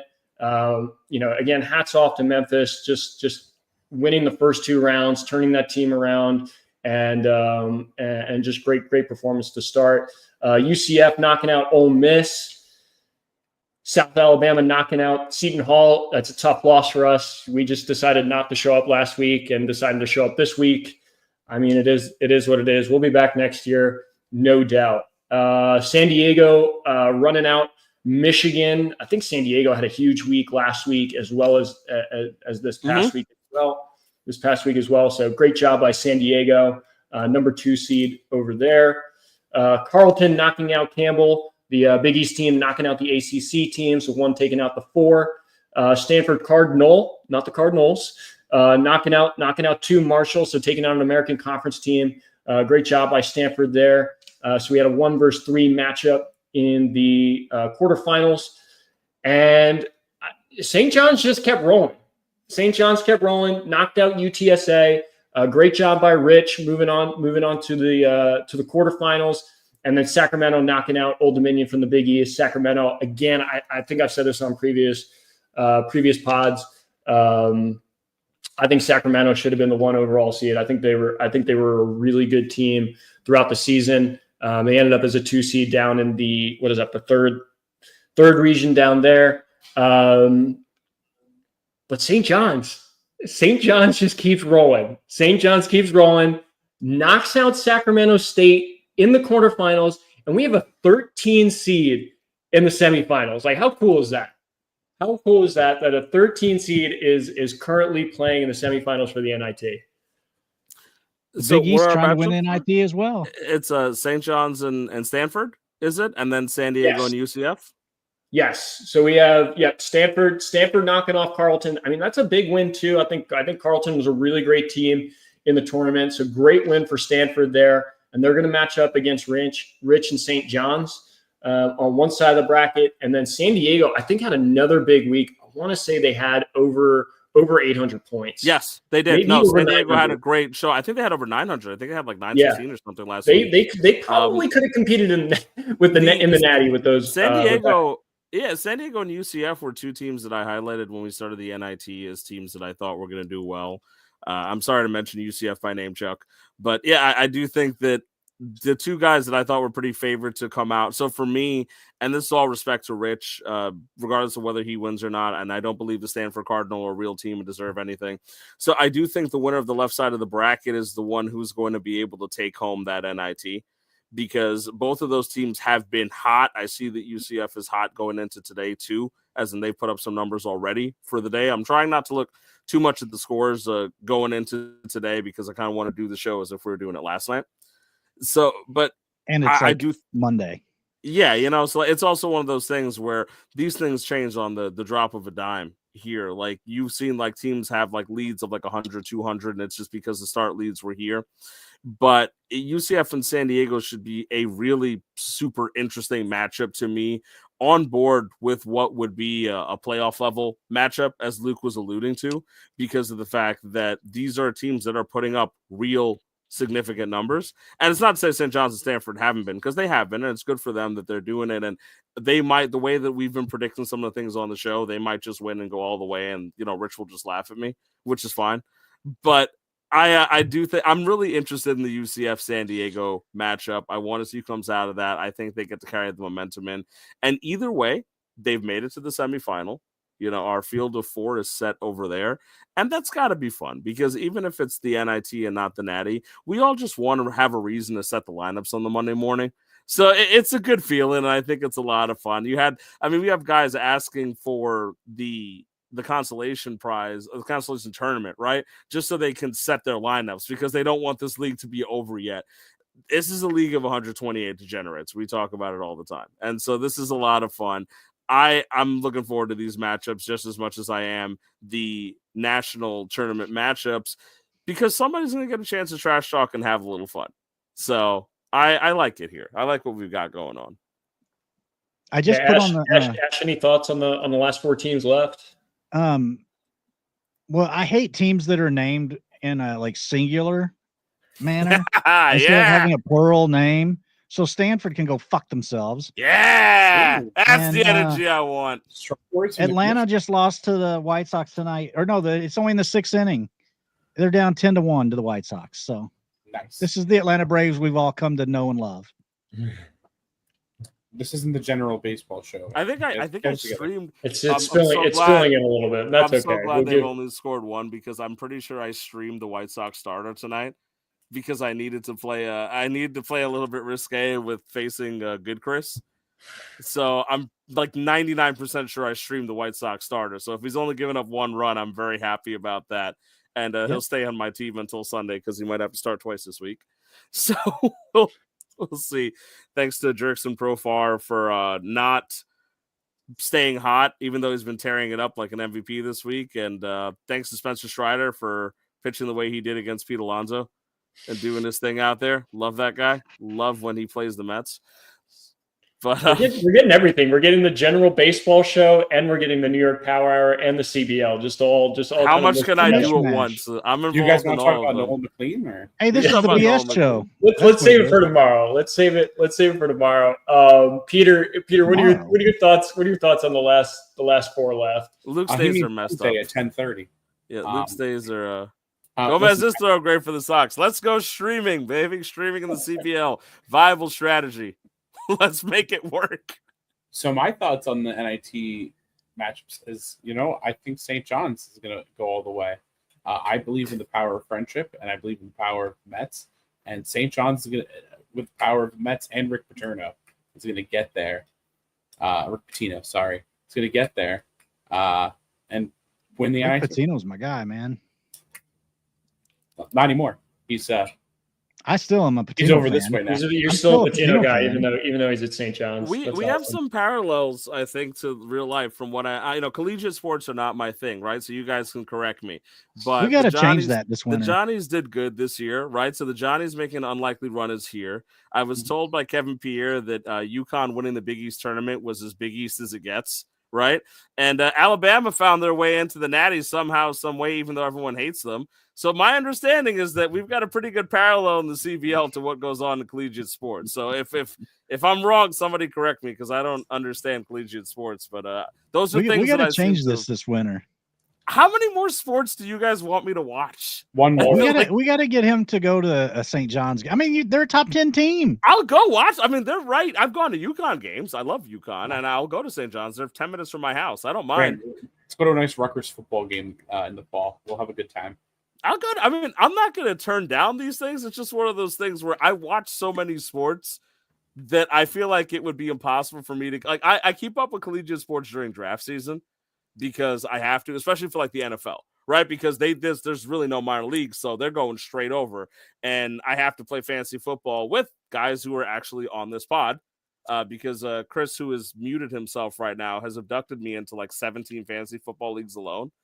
It's not. He's wealthy enough that he's paid for my entries, which is really nice. But he's abducted me into like 17. Whoa! This, Whoa! That sounds like it's multiple, and that was one. I mean, don't let the truth get in you the way don't of a have good to be story. like humble on here. I'm talking about like the person you are, Chris. It's okay. It's But fine. he has a certain persona online. You can't ruin that. He's not known as generous, Chris. He's known as evil. Yeah, you guys put his name as Evil Chris. No, actually, they didn't. I switched it before. You don't want to know what it said when I came in. I'm pretty sure I know what it said when you came in, but As the man that changed it, I know what it said. But as Evil Chris, I mean, well, it'll be good because if we have Good Chris come on later, I mean, I'm facing Good Chris this week, so I'll probably ask for your advice as the evil version of Chris. If you have any tips that I can use to take down Chris's of the world, because Good Chris seems like a pretty formidable opponent, and I might also have to face him in ABA depending on how the playoffs work out. So this might be a situation where we somehow eliminate each other twice in 2 different leagues. So we'll see how this one works out. But I agree with you, Jesse. I know you can never watch too many sports, but I've just got too many on the ledger, man. I don't give myself a break because right now there's Caribbean cricket on. I'd be watching Caribbean cricket if I wasn't doing the show. There's baseball, there's basketball, there's football. I haven't seen you educating people in the Discord about cricket this year yet. Yeah, nobody's asked. If they ask, I'll talk about it. You know who's actually Is a the big Caribbean thing? Is that like one of the big tournaments? For it's sort of like if you did a World Baseball Classic but localized to Central America.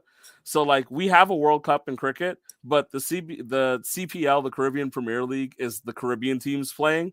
So it's the idea of like if you took Puerto Rico, Mexico, Dominican Republic, Cuba, Honduras, like those teams, and said, all right, have at it in a baseball tournament, and they just get really angry and emotional. That's us for the Caribbean Premier League in cricket because it's like Guyana, Trinidad, Barbados, Jamaica, and it's just straight Caribbean competition.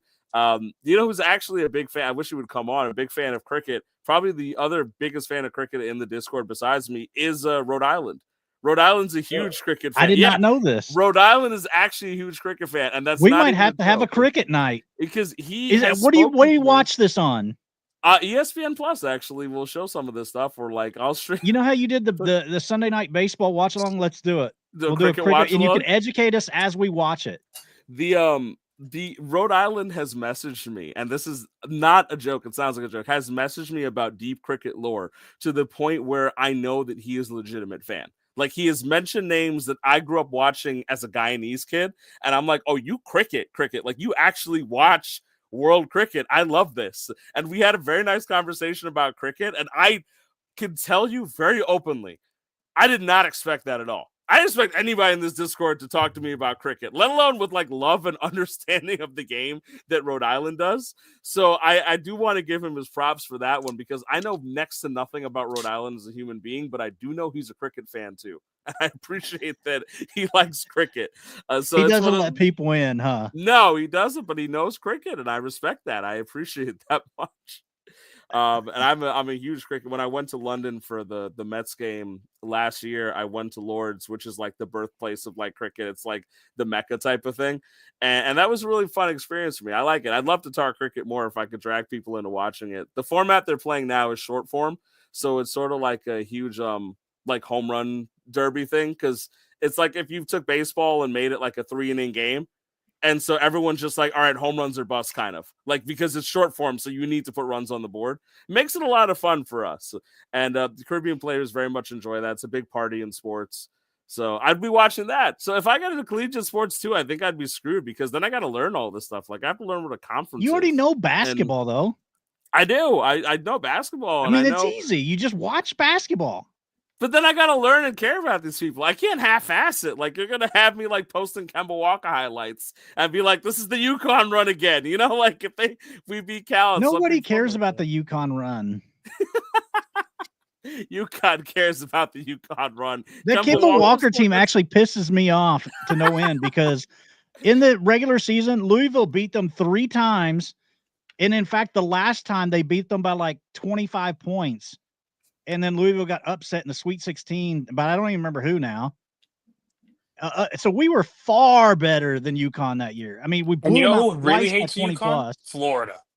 Florida really hates UConn and Kemba Walker. That makes a lot of sense, considering we have a conference championship and FIU doesn't.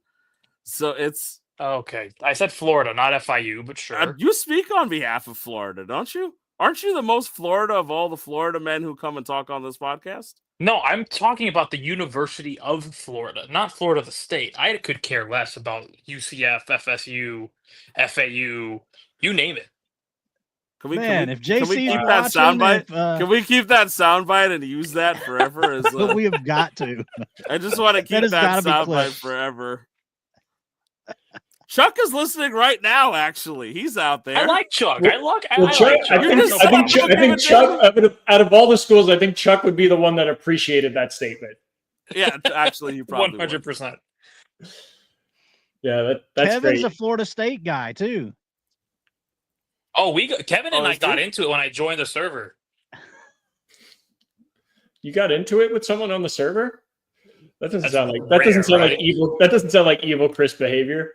I had to set the tone. Sure. I didn't have enough. I believe Antonio's a Florida State guy. Yeah, that's his team in the CBL, if I remember correctly. Florida He's State's the Seminoles. the team at the fake national championship, or is that? No, that's UCF. That's UCF. Even though they were undefeated. all the Florida schools kind of blend together. You know, just a little factoid: UCF has the most on-campus residents of any school in the country. Who does? No, not on campus. The highest enrollment of any school. Yes, that is factual. Yep. Wow. So you don't have to be smart to get in? I mean, it's not hard to get into UCF, but it's just they have campuses all over the state. Even though they're Central Florida? Yeah, they're pretty much. You're telling me there's Central Florida campuses in non-Central Florida? Well, you want to know something really funny? USF, the University of South Florida. I knew this. That's where this was going. South Florida. So, yeah, but what are you going to tell me next? That Kansas City isn't in Kansas? Like, come on. What I am going to tell you is that the University of Miami isn't even in Miami. FIU is. Guys, sure, the New York and Jets and Giants don't play in New York. Soccer. I don't like this. This makes me At least their football team used to play in Miami. That's true. That's true. That is true. But where does the University of Delaware play? I think they play in Rhode Island. Can you It'd be point to that funnier on a if they map? did. How, Listen, Delaware and I buried the hatchet. I'm not going to talk shit about Delaware. what hatchet do you have? He showed up, he hit you in the face, you lay down. What hatchet do you have? Delaware buried the hatchet. Yeah, In his face. What After- hatchet do you even appreciated the trash talk? What Well, what how hatchet could you is not there? how could and I don't want to spoil anything, right? How could you not appreciate this man's work? No, that's what I'm saying. I respect it. I just burying the hatchet makes it seem like there was some kind of personal Ram, issue. you- No. The fact that Chris initiated burying the hatchet when we all know that Delaware buried the hatchet, he spoke up and he backed up his word. Chris started it. Chris started it. He went out and he was like, I don't even know where Delaware is. It's probably not a state. And Delaware was like, fine, we got this. And then it's like, yeah, we buried the hatchet. It's like they beat you. They didn't bury the hatchet. They won, you know? It's okay. Like Rhode Island has a voodoo doll of a husky in his house that he's stabbing right now. He's going to play it up, but he's sitting there like this goddamn of all the idiots to lose to in the Big East, right? It's got to be this idiot. So it's one of those things where it's okay. It's fun, you know, like, because even if I get knocked out now to Cal, and I hate it because Chris is going to be all nice about it. He's not even going to trash talk me. Chris is going to be so respectful. He's going to be like, it was a good run, UConn. You know, he's going to try to manufacture the trash talk and just be really nice and respectful about it. I almost wanted to, like, you know. He did ask you to not let up, right? He did ask you to turn back into. But that's what I mean. That's as mean as it gets. He was like, hey, you don't need to be nice to me, pal. It's like, oh, yeah, that really invigorates me, right? Like, you're so good at that. You don't need to be nice, man. Like, that's not going to invigorate, heal me. That's just like, why are you so nice? That's why he's good, Chris. You know what I mean? Like, it's like, I don't know how bad I have to go out there. I feel like I have to go out there and, like, trash the entire state of California to get cheap heel heat. And just be like, you know what, screw that. Like, because I don't know how to, I can't, he's such a nice guy that I'm naturally going to be the heel. Considering the way that I am, but like, I don't know how to get, like, I don't know if I want to go out and be like, oh, do I like Logan Paul or something for this week? Like, how do I get cheap heel heat? You know, like, I have to come out with bad sports takes. Like, I have to go out there and be like, oh yeah, Brett Beatty's a good baseball player. Like, maybe that'll get me booed. I don't know what I'm going to have. You should have came out with a bottle of Prime and just put it next to the camera. Sponsored by Prime and Logan Paul. I don't know. I like the idea of being a heel when people deserve it. It's just I'm more of an anti-hero, really. It's hard with good, like, actual good guys. You love playing the hero, the villain. You love it. I think you love it more than Chris loves it. No. Ram loves the taste of boots. Like that's who Ram. Oh, so let's comment on that. By the way, the bootlicker comment originally came from Tulane, who is in Cancun right now. So thanks for that, Tulane. Man, thanks for Chris. Thanks for Chris to knocking Rand, out. do you know where Tulane is located? It's in Cancun right now. That's as much as I can tell you. I'm talking about the real school. Do you know where Tulane is located? I don't think that's Green an Wave. School. That's not an actual school. They have a great mascot, by the way. They have very cool jerseys. It is in New Orleans. Ram, use that to guess what the mascot is. It's in New Orleans. What's the mascot? It's a walking version of the Fleur-de-Lis, actually, because that's all they do down there with the Saints. Pelican, but sure. Fair enough. If it's not a Fleur-de-Lis, then it's a problem, man. It's this is, you know, I'm a Saints fan. We need that. It's a giant. It's a pelican. Is it a pelican? Yeah. Wait, really? I thought it was a giant. I thought it was just a giant. Green wave. The mascot. I was hoping it was a giant green wave. I might have started rocking. Hold on. The mascot that they use in games is like green something pelican. Like that's his name, and he's an actual pelican. So why are they not the green? That's pelicans? not a pelican. You're so full of shit. It's okay. I can't leave the screen because it'll mute myself. I'll send it in the Discord. Don't worry, I'm taking care of it now. Ram, who is the best quarterback to ever play for UCF? Oh, don't do this. So you're collegiate testing me here? The best quarterback to play. Is this just because of my bias here? Is that what you're going to put me through? I think it's clear in a way. There's only one candidate. So, like, if does anybody else have this? If you're going to put me through bias, I mean, we'll see. It's not Drew Brees? No. What'd you say, Luke? No, it's not Drew Brees. No, Brees was drafted out of Purdue, wasn't he? Yeah, he's a Purdue guy. Yes, that's why I paused. I had the gold and black wrong. It's a Dante Culpepper. Wow. Okay, I like that. That's fair. I like Yeah. Culpepper. And they That's were also- actually not even 1A at the time. They were in FCS. That is That's a Pelican, apparently, guys. that looks like a wave. It is a wave. I mean, it looks like in a green Chris's wave. in Chris's It is defense. Riptide the Pelican. I'm in Chris's defense. Like I'm looking at the mascot too, and like it is a pelican. I'm not saying I that think that with, is a Pelican. That is a green wave. I But assume the he's talking about like the mascot in Riptide game, the right? Pelican. Okay, Riptide is a Yes. cool name for a team called. If your team is the Green Wave and your mascot is like Riptide, I respect that. You know, it's a lot better than like calling your mascot Blooper or something stupid like that. So like, I think that's good. I like Riptide. That Blooper makes sucks. sense. Blooper does suck. I appreciate Blooper it. is like a or like rip off of Wally. the Philly Fanatic. Yeah, I actually, I for some reason I'm amused by the Philly Fanatic. I think they have a good sense of humor, but I don't like Blooper. I also don't like the person who plays Blooper, but that's okay. Putting that aside, collegiate sports is the worst thing to test me on, by the way, because like this happens all the time. My football people, they're like, "Yeah, he went here. You know that, right, Ram?" And I'm like, I do not fucking know that. I don't know shit about collegiate. I can barely remember to tell you that my Drew Brees went to Purdue, and it's only because I have like a Purdue card. And I have like some Alvin Kamara cards and stuff like that. So like when people play for the Saints and they get all crazy about it, I can be like, oh yeah, like I know this and I've seen this guy. Like it's otherwise it's hard because I cannot do collegiate sports. You're playing Cal tonight or this week, right? Yes. Have you ever seen the infamous Cal Stanford band game clip? No, I have not. Oh my God. We've got to send you the Cal Stanford band game. Ram, this fall's a really great time to get into college football. There's always a good time to get into college sports. There's never a bad yeah, time. like I have He been should get trying into to college basketball before he gets into football, though. No. Yeah, but he's gonna have to wait a couple months for basketball to start. Football. Yeah, he away. has time to prep.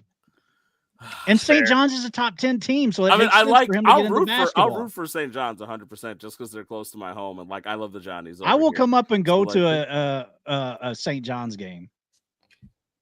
Did Marshawn Lynch go to Cal. Yes, he did. So when the clip of him going to the golf cart, that was at Cal, right? Didn't you originally go to BYU? I don't think so. I don't know. I'd have to look.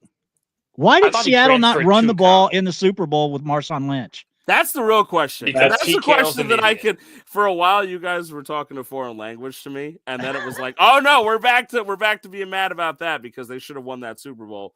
And then instead, it was just the league calling it in, like, "No, we've got to make Tom Brady look good, even though he's an asshole. You need to throw the ball here. You need to throw the ball, Pete Carroll." Yeah, fuck Tom Brady. Yeah, he stole your belt. He stole my belt, and I still He don't. stole your have it, belt. That's true. Luke saw the belt in person. It's on display at the Rainforest Cafe. Yep. Luke saw it in person. Venom on Jericho Turnpike.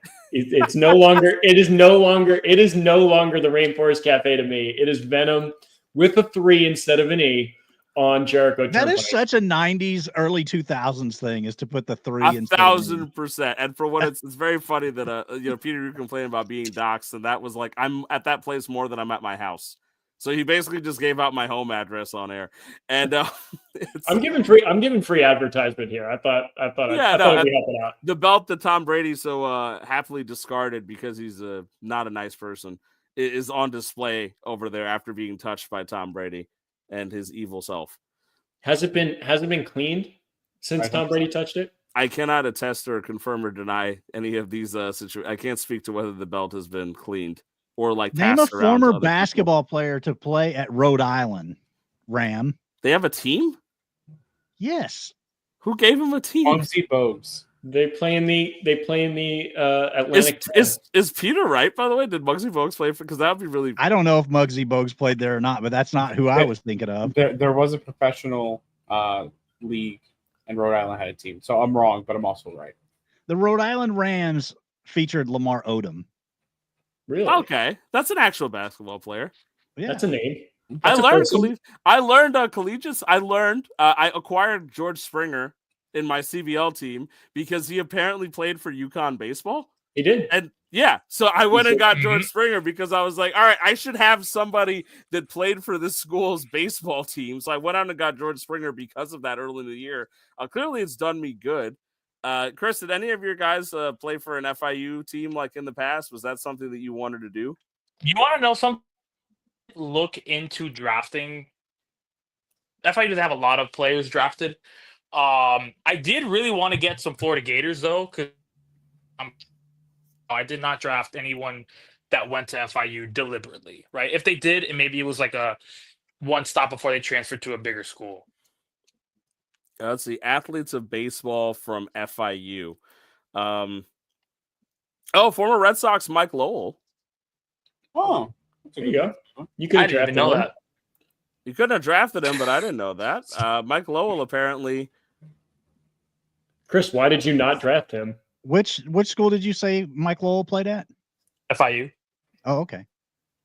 Ash, you know what's funny? you When guys you know asked who the what best Todd Frazier quarterback went to? for UCF was, I thought you were going to say Blake Bortles. The boat. Blake Bortles and there was another Jaguars quarterback at that time that I pretty much believe they're the same person. I forgot who it was. Who else? I fucking hate Blake Bortles, by the way. It's Blake Bortles and somebody else at the same dare time. you. who You played for realize he Jacksonville. ruined Let me find the Blake Bortles Jacksonville- is on par with Jeremy Ito to me. Like Blake Bortles ruined our Teddy Bridgewater's last season, basically. Good. I'm glad. Let's see. I'm glad he It's- did. And you should- Blaine you- Gabbert. I'm pretty sure that Blaine Blaine Gabbert and Blake don't you Bortles even- were the don't same you person. compare them. How I dare you. firmly believe that they Don't were you the same compare them. person. And Ash, you Just- need to start showing some more respect to the judge, Jeremy Ito. Okay. Is he really a judge now? No, but it's he has the same name. No, he got the nickname because he has the same name as the judge in the O.J. Simpson case. Oh, this is actually a funny one, Chris. This show is completely off So- the rails. The UConn Yes, Huskies. it never was on. UConn Huskies starting pitcher Logan Allen attended Interesting. FIU and played for the Panthers. You know what? I think I saw on Twitter something about Logan Allen being a Panther. So you're not. Logan Allen I was a believe that, Panther, yeah. and he is on. Ash, did you draft anyone who played for Louisville? I don't remember who I drafted now. Or do you? I traded for Springer. I don't believe I drafted him, but because I wanted to draft him and I had to trade, I went out to try to get a team mascot, and I thought it would be good enough. You know, Springer. I think does I remember whatever that it takes to conversation win. on Discord. Yeah, I was like, wanted to draft Will Smith as. Oh, I have one on my team. Reed Detmers. okay, all right, good. I was There gonna you say, I think it's important in this league to draft. I'm gonna throw that out in the Discord, I think tomorrow, and just ask people like, hey, did any of you acquire anybody who played for your collegiate team on purpose? Because it feels like it would be Also, a good Ram, move. you summoned Jerkson Profar at home run. Jerkson Profar is even off steroids is apparently a very productive baseball player. Well, some of that juice. Hey, Ash, what's his WRC plus right now at? I don't know. Here you go, Ash. Here's a less annoying question. Do you know who the most famous baseball player who went to Rutgers was? Played I for do Rutgers. not. Really? I It's do Todd not. Frazier. Do you want to know who the most famous baseball player that played basketball at the University of Cincinnati was? It's a loaded question. Who? Sandy Koufax. Ash must be great at trivia night. I'm actually not. It's He's sports. doing No, his it's only fucking sports thing. trivia Okay, because Ash only watches sports. Like, Actually, Getting back to the doesn't he watch NCAA Big Brother? Big I do Brother, watch Big sorry, Brother. Big Brother and sports. I'm 2 episodes behind though. Yeah, but you So watch that's Big brilliant. Brother. I know he watches Big Brother because I remember randomly that was one of the funniest things to join the Discord. It was like 99% sports, and then there was this whole like 20 message barrage on like Big Brother and those things. I was like, what the fuck is going on? We've I had join the no live Big Discord? Brother talk in the Discord this No, summer. you guys are slacking. How am I You guys supposed to show know what's suck. going on Big Brother if you guys don't talk about it? How I how don't would you know. leave me out in the dark like that? That's kind of upsetting. Ash, I think your closing thoughts tonight need to be a recap of what's been going on. A recap of what? Big Brother. Oh, well, I'm 2 episodes behind, so I don't know who got evicted on Thursday or the new head of household. Okay, and neither do we, so it doesn't matter. Getting back to the Matters. NCAA tournament. Can we Washington get back? State Cougars are currently Can we doing- get back to it? Or Wait a minute. Washington State is currently leading Baylor, but what is the best basketball player to ever play for the Washington State Cougars, Ram? God.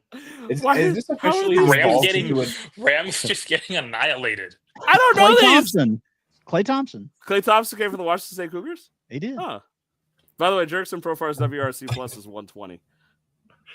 Oh, and it's relevant because his brother played MLB. So Oh, that's right, for the Dodgers, right? For a little bit, Trace? yeah. That one I actually know.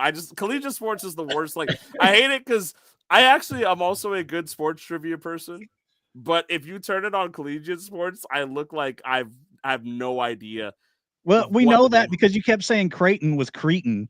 Yeah, I didn't hide it at all. Like I said to everybody at the beginning, I'm like, I don't know anything about collegiate sports. I'm like, I've got like a 2% understanding of UConn, and that's because of an ex.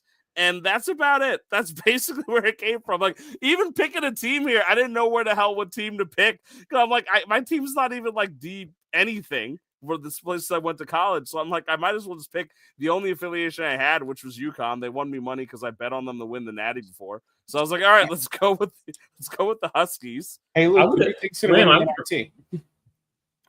Ram, I would have put your school in the Big East easily. Yeah, well, you didn't know me back then. You hated me before the CVL. So Well, I still do, but yeah, you wouldn't have done that favor. I still won't do it. I couldn't have went to you at that time and been like, hey, not Kim Eng, will you do me this personal favor even though you don't know me at all? And you would have been like, who the fuck are you, dude? You don't know Who's me. this guy?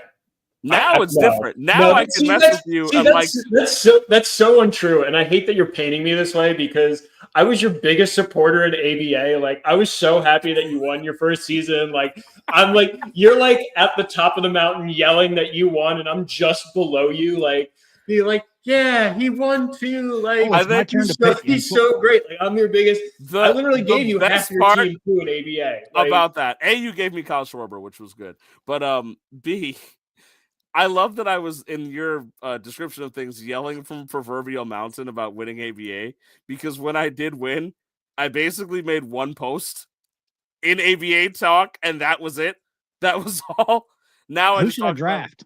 Oh my God, this is official call. No, I'm we need to sorry. get we need What? to go. Hold on. We Oh, need let me to see go. the queue. We need Let me to see go back that to freaking NCAA. queue. Is this a Let startup? me see this queue. Or is this Okay. redraft? No, this is redraft. That's got to Oh, be where did my redraft. there? No, this is wrong.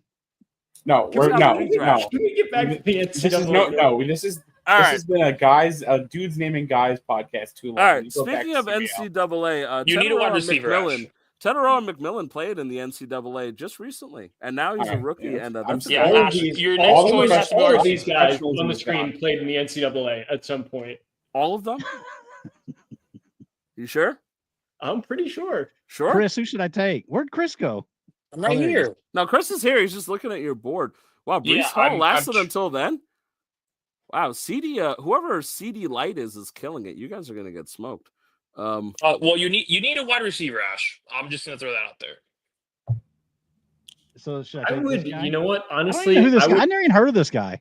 That's You the don't know number who 2 for Devontae the Smith is? Eagles. Okay, Devontae Smith is a safe floor. I wouldn't take DK because he's Because Yeah, wait a yeah. minute, AJ Brown's hurt, right? So like, why wouldn't I take this guy? I mean, AJ again, Brown's not like that Devontae hurt. Smith is probably the safest floor of the players that you have on the screen. You do Yeah, need a but- wide yeah, receiver. but Let's Sam go to wide Laporta. receiver here. But Sam Laporta, right, Luke? Well, I think taking Sam Laporta when you only have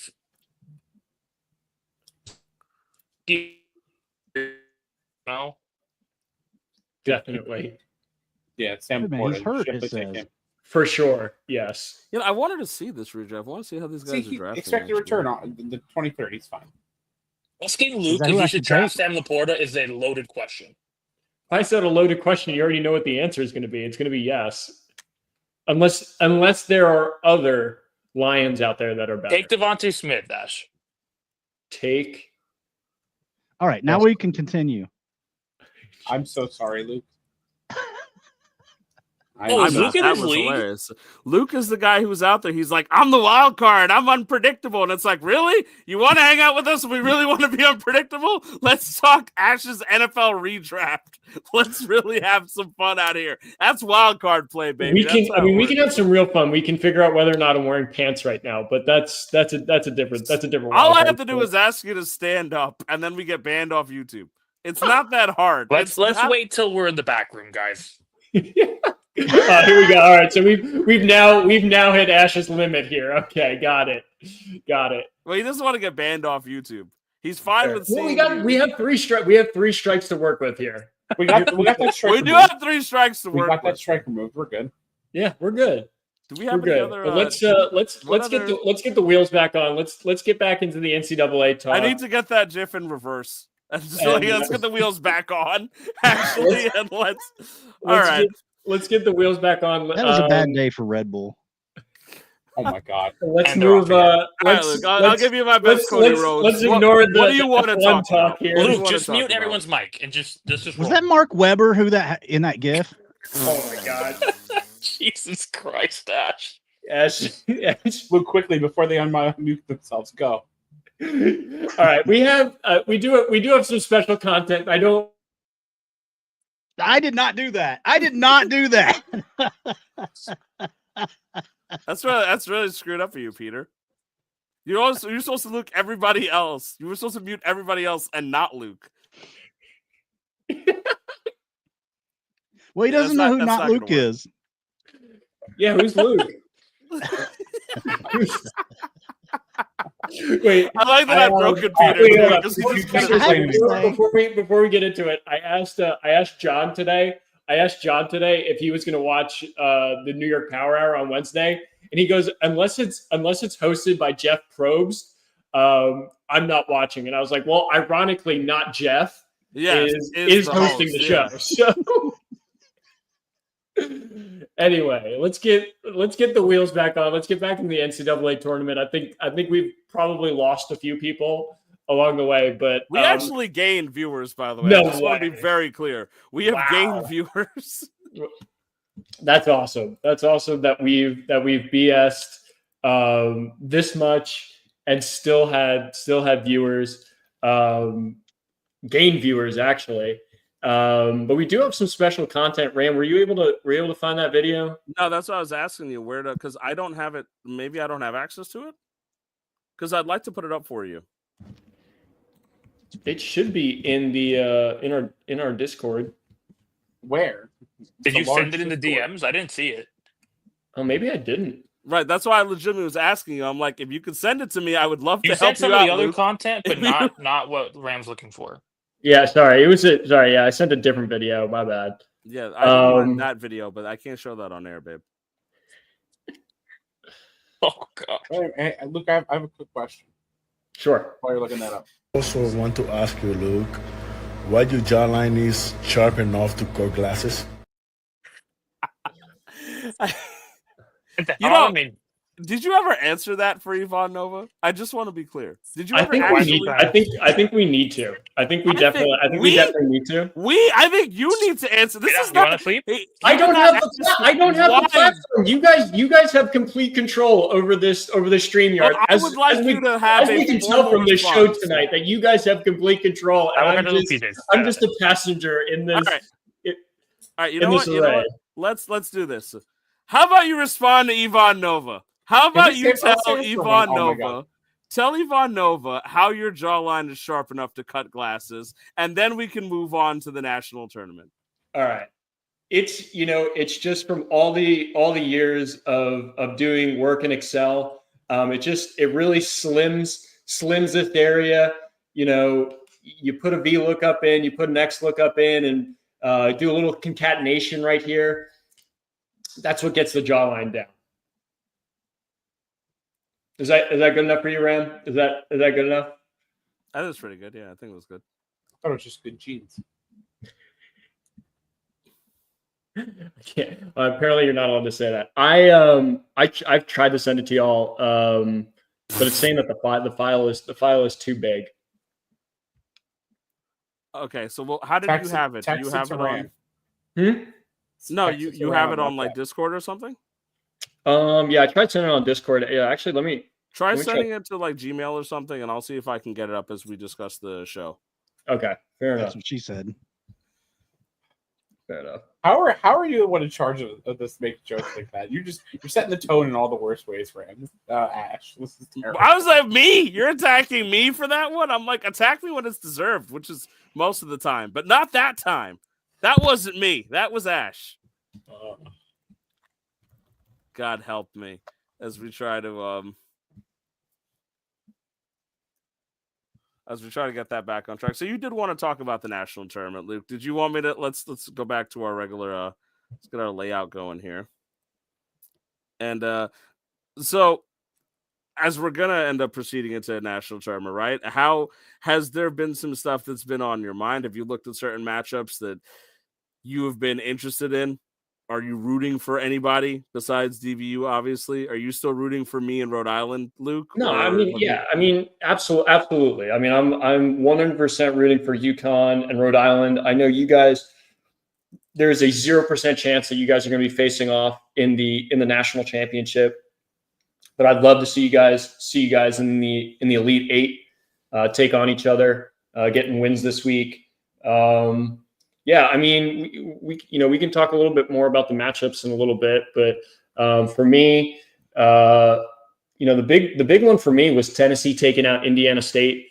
I know we talked a lot about it last week. Those are two powerhouse teams, and it sucks that they were matched up in the wild card against each other. But I mean, I think Tennessee put over 1,000 points on Indiana State. So great week from Tennessee, great week from the senior squad out of Knoxville, and we'll see them up against Northern Colorado, who's a juggernaut in themselves. So it should be an interesting week for Tennessee. Yeah, so right here we can take a look and see the fact that of the teams that were eliminated last week, which was 8 of them, obviously, East Tennessee State, Tulane, Georgia Southern, UCLA, Bryant, Santa Clara, Butler, and Indiana State. On paper, not looking at the seeding, but in terms of the teams and the wins, I think Indiana State might have been the heaviest hitter that was eliminated as of last week, right? And we saw some hot weeks from Georgia Southern. UCLA had some really strong weeks too. I know Bryant has a great team, but they're even themselves self-admitted a little bit more towards the future than this year. Santa Clara had some good times too. Butler, very quiet contributor throughout the year, but as somebody who made no trades with anybody to make it to the wild card round and get eliminated was still pretty impressive. So for the most part, I mean, those guys getting through, we saw DBU talk about it in the Discord that a lot of the higher ranked teams and a lot of the higher scoring teams from the regular season all pretty much shine this week. This also includes Chris, who eliminated Tulane by putting up a pretty huge score, right? So we saw a lot of these big powerhouse teams show up. Indiana State, unfortunately, just ran into Tennessee, but they were also another powerhouse team. But on either side of the bracket, I mean, you've seen some names that you've seen and expected throughout most of the year as contenders here. I would say, if we're being honest, I mean, speaking for myself, speaking for Alabama, right? Speaking for Clemson, maybe those are, and Washington State, of course, after their big run as well. Those are your underdogs who made it in by the conference championships, right? Because the rest of the teams have been there and been doing this for 15 weeks. I mean, I do have to point out that the losers last week, the team that scored the least amount of points among all those was an ACC school. So you guys were right. There's still one more left though. So there's still hope for the ACC. We'll see. That being Clemson, right? Yes, Clemson. Yeah, Clemson matching up against LSU. There you go, baby. I'm learning collegiate stuff on the spot. They both play in Death Valley. I have a friend who was a huge Clemson fan. I actually only know the Tigers exist because we worked together at the bank, and he used to have a little tiger mascot on his desk, and he would wear, on our casual days, he would wear the orange tie that had the Clemson thing on it because he was just Clemson or die. So I've heard about Clemson beforehand from him. Shout out to you, James, who is now working 5 minutes from Clemson after coming back to New York. But so we've got these matchups here, and Washington State versus Baylor. interesting one for me. I think for me, any of the matchups that involve the underdog teams that I mentioned, Alabama, myself, Washington State, Clemson, are interesting ones to me because I want to see who the Cinderella run comes from. I don't want it to just be, hey, the big seed just wins and moves on.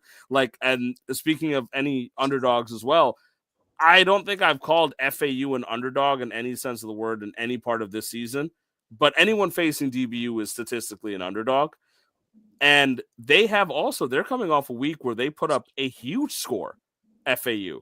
And so maybe that momentum carries over. How big of a fight do they get to give Dallas Baptist? That's a matchup I'm super interested in too. Yeah, I'm definitely interested in Illinois State and Penn State as well. I think Bryce put up a whole bunch of points last week.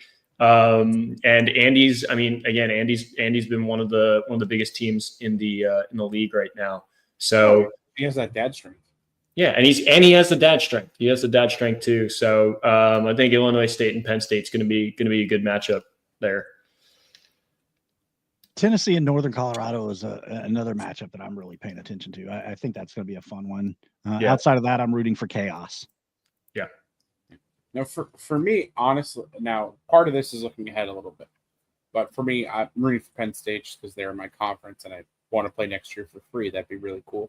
But the potential matchup in the Elite Eight of Dallas Baptist versus Florida International, I think that is a very exciting matchup, and I'm very excited to see how that one could turn out if we get there. Who knows? Alabama and FAU could definitely pull it out. For sure. Yeah. Our side of the bracket looks like it's going to be an interesting situation for me because if I were to win and Rhode Island were to win, we rematched in the Elite Eight to move on to the semis, right? So you could have some real bloodline matchups here in terms of Rhode Island and I going at it one more time for all the marbles. Chris has to take on Dallas Baptist after ranking himself 2 in every vote, the entirety of the top 25 every week. So he's got to, it's the number 2 team and the number 1 team in his eyes going at it. Ram, let me ask you a question. Who was the number 2 team in scoring when the season was over? I'm assuming it was you based on your question. Exactly. So my ranking wasn't, where am I this week? Yeah, who was the leader in fleece trades in the entirety of the CBL, Chris? Still probably Jeremy, honestly. I don't know. All the way to the last second. As I'm working on getting Jesse's video together over here, by the way, because Jesse did put together a matchup preview for everyone for the Natty, and I want to see if I can get that set up that we can at least have that much. I'd like that. Baseball fans to the inaugural Collegiate Baseball League National Tournament, where history is being made and the road to a national champion is heating up. We started with 128 teams across 8 powerhouse conferences. Only 24 earned their shot at the big dance. And now, after a fierce round of competition, just 16 teams remain. And here's how the conferences stack up in the Sweet 16. From the Big East Conference, 2 teams survived the grind and are still swinging for glory. The West Coast Conference keeps its dreams alive with one lone powerhouse still standing tall. Over in the Pac, tradition and talent are shining through. They've got 2 teams marching on. The Big proves its muscle too, holding strong with 1 squad in the fight. The ACC may be down to just 1 representative, but they're battle-tested and dangerous. And then, the heavyweights, the Big 12, the SEC, and the American Conference. Each of them still boasting 3 teams apiece, flexing their depth and showing why they're national contenders. Fans, this is it. The Sweet 16 is set. Every pitch, every swing, every inning from here on out is survival baseball. Which programs will rise to the occasion and which dreams will come to an end? Stay tuned, because the march to the Elite Eight is about to begin.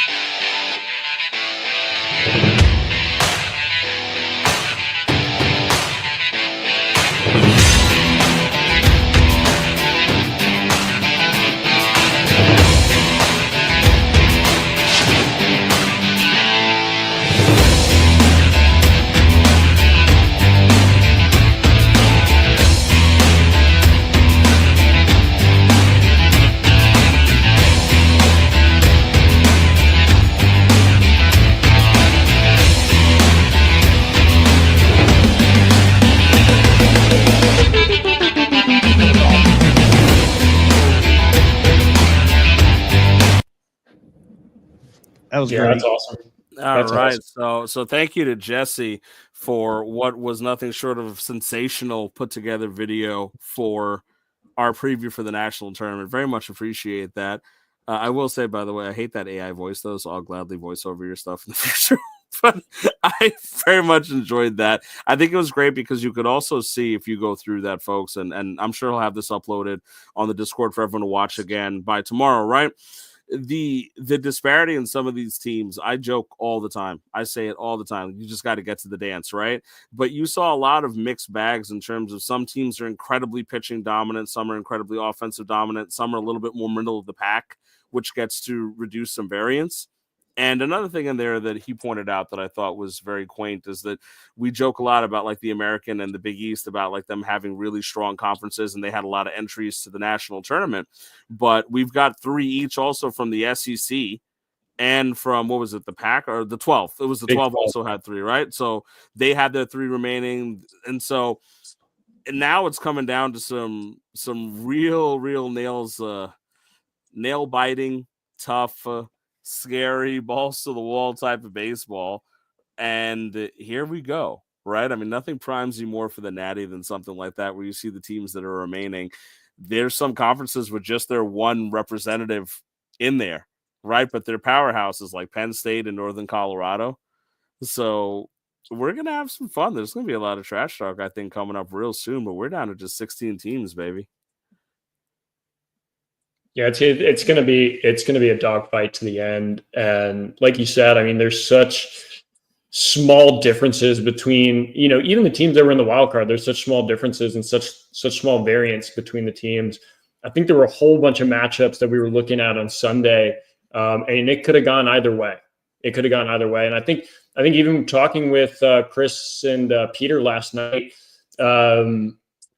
There were some matchups where, it looked like the opponent won by, 100, 200 points. But if you look at it at the beginning of Sunday, it was a lot closer. And one team just pulled away on Sunday. So sometimes the scores could be a little deceptive to how close the matchup actually was. And I think we had a bunch of close matchups in the wild card. I'm hoping for the same thing in the round of 16. And I guess kind of to close us out here, you guys want to go matchup by matchup, talk about who you think's going to win, and we'll kind of close it out that way. Yeah, I think that's the goal, right? Let's discuss each matchup and all right, let's do it. So we got Dallas Baptist, first overall seed, first overall team, hasn't lost a single game, not even in the Buttermaker, not even in their conference tournament, not even in the regular season. There are no asterisks on that 30-0 season. So they are the only undefeated team in the CBL, taking on FAU, who I believe, and y'all can correct me here, they put up the most points last week. Or they did not. What was that? They did not. I think they finished third. FIU ended up taking the lead at the end, but they held strong. Like for 6 days, they were clear the best scoring team. They put up a big margin against East Tennessee State. They were not messing around the wild card, and they're advancing, and they're going to take on the best team in the CBL in Dallas Baptist. Ash, who do you have winning, Dallas Baptist or FAU here? Man, that's a tough one. I think this is actually a really interesting matchup. This is one of those times where the FAU, Dallas Baptist could take the loss. I'm going to go for JC here. JC is going to pull it off. He's going to make the comeback as they're down at the moment, and JC is going to win. The Fighting Owls are going to move on to the Elite Eight. Gotcha. Peter, who do you got? I think I already know the answer, but FIU is a very good school. They gave Chris a run for his money in the conference finals there. But listen, Dr. Dub didn't spend 8 years in evil medical school to lose in the round of 16. So DBU is my pick to move on. Yeah. No surprise there. Ram, who do you got winning, DBU or FAU? Well, here's the FAU story. FAU had a chance to have a higher seeding in the last week of the season. They dropped it to Chris. And then when conference championship time came around, they also took a drop. So I feel like at the end of the day, they're putting up great numbers and they're set more for the future than they are for right now against a big hitting team like Dallas Baptist. And that is the biggest hitting team in Dallas Baptist. And I took a look at this team over from the bye week into this one. He shouldn't really be affected in his negative starts. I do think you need a little serendipity for it to go either way. So I'm taking DBU here. DBU for Ram. Chris, who do you got? You got your compadre in the American Conference, or are we going with Dallas Baptist here? I'm torn, man, because if I do get out of the Sweet 16 into the Elite Eight, that's my next matchup, and neither is easy. I think having beaten FAU twice, right? I'm playing with fire if I get them a third time, and I feel like it would nullify the last two wins because this is for all the marbles, right? But at the same time, Dallas Baptist is Dallas Baptist, and I think what Ash was talking about, like he'd take the field if it were Dallas Baptist or the field, and I echo that. So just because I would like a more friendly Elite Eight matchup, I'm going to say FAU in the hopefulness that they do make it out. But I think it's a tough matchup for anybody to have to go face Dr. DBU's team. So we'll see. Yeah, I think it's a tough draw for both teams. And I think the five of us can definitely agree on that.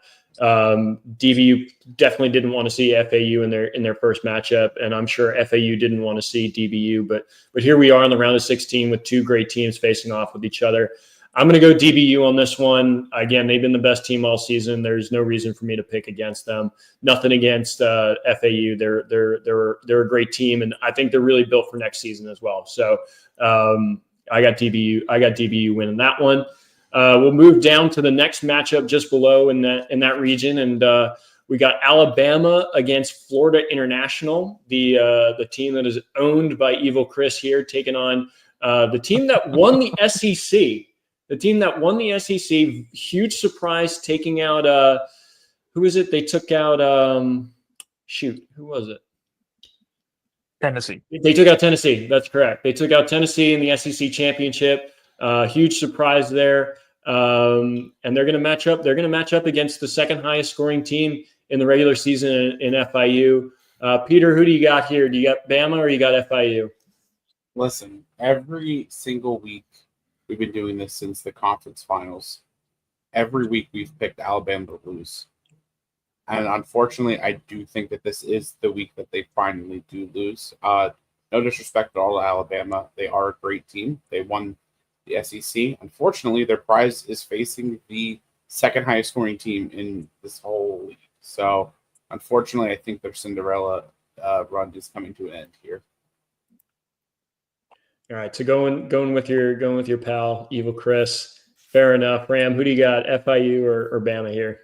Yeah, I think Chris's team is built for the playoffs, and I think that if there is a God, he will shine on us the amusement of a Chris versus FAU semifinal or a Chris versus Dallas Baptist semifinal, both of which have the potential to be one of the more entertaining matchups that have ever existed in the ZBL so far. And considering that this God has a sense of humor and still has me in the tournament, I assume that they like what I like. So I'm sure that Chris is going to take this win here and move on to give us some good content going forward. But much respect to Alabama for getting as far as they have. And if they win, Chris might jump off some kind of bridge in Miami. And I don't really want that. No, we definitely don't want to see that. We will be losing a regular viewer on the New York Power Hour at the very least. If not a friend. I was like, you could have gone with friend, and you were like, I would hate to lose one of our seven. Just one of our viewers, Ash, who do you got? Bama or FIU here? Well, first of all, Jerkson Profar did hit a home run now. I know. And Luke Williams is pitching again, so that tells you how the game's going. But I saw him great because Jerkson Profar homered again, by the way. Jerkson Profar, that's my guy. And that his Michael Harris second went one 4 for tonight? 4. Jerkson Profar has like a 970 OPS over the last like 20 days. I just want to be very clear to everybody I hope that they're this is testing just him again. He visited Fernando Tatis's trainer probably. this is while he was the suspended. Jerkson Profar and Trent Grisham hour again. But Anyway, I've got FIU winning this one. I don't think it's going to be particularly close. So. Fair I mean, enough. Alabama's got Jerkson Profar. Does he? He does. Is it really? Does That's he have why I Trent knew he had Grisham though? I have Trent Grisham. Yeah. I gave him Trent Grisham for a The couple of immovable $5. object versus the unmovable force. Yeah. All right. So I think it's unanimous for FIU. I will say Bama has shown a lot of grit down the stretch here. He actually reached out to me last week and wanted a matchup. He was very surprised that he didn't have a matchup last week. So that just shows his determination. He wants to continue playing, and it shows that he had to learn continue. what a bye week was in real time. By the way, that was the funniest part of it. Yes, yeah. I took a different stance on that, but that's fine. That's fine. I think he wants to continue playing. I think he wants to go into the Elite Eight. But again, like Peter mentioned, he's going up against the team with the second most points. Chris says I don't say enough nice things about him. I will say this. I think if there's any manager in the league who's more devoted to him, it's not possible. The man is the embodiment of what Ram called Derek Jeter, just devoted to the game. Like Chris is 100% devoted to fantasy sports, and I know he doesn't want to be compared to Derek Jeter, but he is 100% devoted to fantasy sports. And just listening to his methodology, he is just locked in on the waiver wire. And y'all have seen it throughout the season. He is locked in on trades. If there is anyone who's going to advance onto the Elite Eight, I think it's FIU. Chris, was that nice enough for you? Man, dude, I'm glad my camera's not on because I'm pretty red right now. It's the nicest thing you've ever said to me. So I do have FIU moving on. I think the group is unanimous there. I know, Chris, you believe that FIU is also moving on. I'm not even going to entertain that question for you. We'll slide over to the other side of the bracket. We'll move over to Northern Colorado against Tennessee. Peter, who do you got here? Northern Colorado or Tennessee? This one's a tough pick. I'm gonna go this way mainly just because I want it to go this way, because if it didn't, I'd feel really bad for him. I'm gonna go Tennessee. This man has put all of his eggs into this year's basket, and if he doesn't even make it to the Elite Eight, that's definitely gonna sting. So I'm gonna give my vote to Tennessee. Chris, who do you got here? Tennessee or Northern Colorado? I'm also gonna pick the Vols, right? And I cannot stand that choice because man, do I hate Tennessee. Not this owner per se, just the school. But I'm gonna give them the same treatment. I feel like their team. I can't even remember honestly at this point if they're ahead of Northern Colorado in points scored. But I think Tennessee has the roster, kind of like Ram alluded to the Panthers having a playoff team. I think this is one of those instances at Tennessee, like Peter said, put all his chips all in and said we're going to win it this year and figure it out for the foreseeable future. So I want to see it continue. But it's tough. Northern Colorado's a really, really tough team. So they have the 2 seed for a reason. But my pick will still be Tennessee. Ram, who do you got here? UT or Northern Colorado?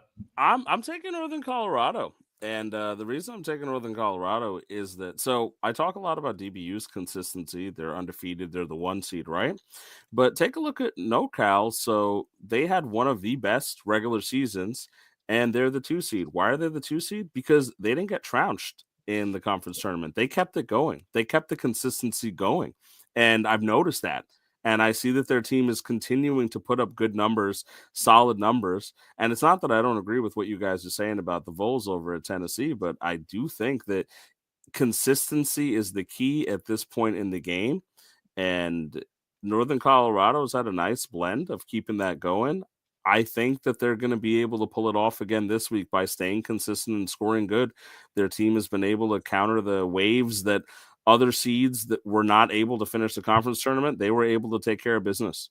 So I'm going to give them their due credit and say that this is a Northern Colorado win upcoming. Yeah, I'm torn here, and we have Ash back here, and I'll throw it over to him if he wants to hop off mute there. Ash, who are you thinking? Is it the Volunteers or is it Northern Colorado up there?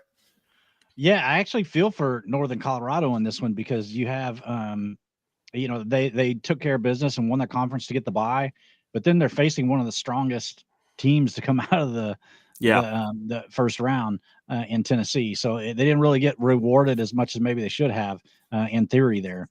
Man, this one's going to be tight in my opinion.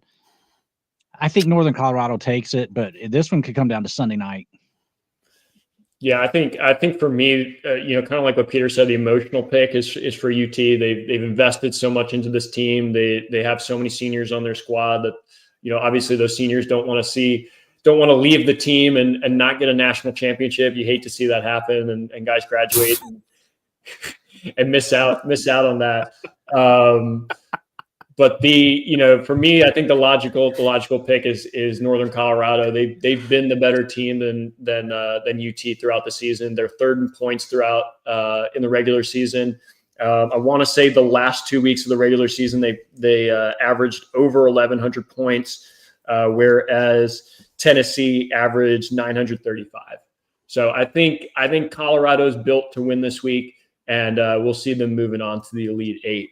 So split group there, and I think that was really the expectation. These are two really good teams facing off in the round of 16, and you hate to see it, but it's going to be fun to watch. It's going to be fun to watch this week, and I can't wait to recap it at the end of this week.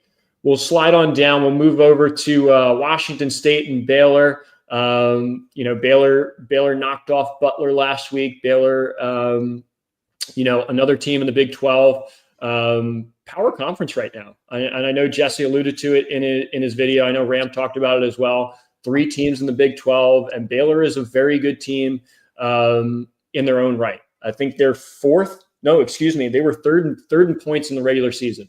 So very good team facing off against a Washington State Cougars team. And I know everyone on this panel loves Cougars because we talked about that 2 weeks ago. So Chris, you're the first to chuckle here. Who do we have? Do we have the Baylor Bears or do we have the lovely Cougars? So I love that you mentioned. I mean, I love Cougars, man. The Cougar, it's the Cougars, right from The Washington. Cougars State, and the Beavers, man. How could you go wrong? But yeah, I think this is a similar case to how we were talking about Alabama and myself. Baylor finished third, and they were second for a very large portion of the season in scoring. Washington State had one of those Cinderella runs in the conference tourney, and though they are, at least in statistically speaking, they are a more sound team than Alabama is. I do think Baylor's a lot to handle. So as much as I want to see chaos, and I'd love to see the Cougars stay on top. Cougars on top. I'm gonna go Baylor.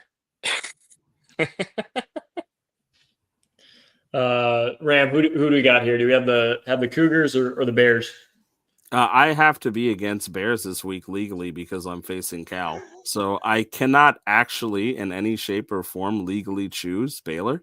I also do think it would be funny that so Baylor, of course, did the odds for the conference championships, gave 3 of us a 0 or 2% less chance to win, and then we won the conference championship.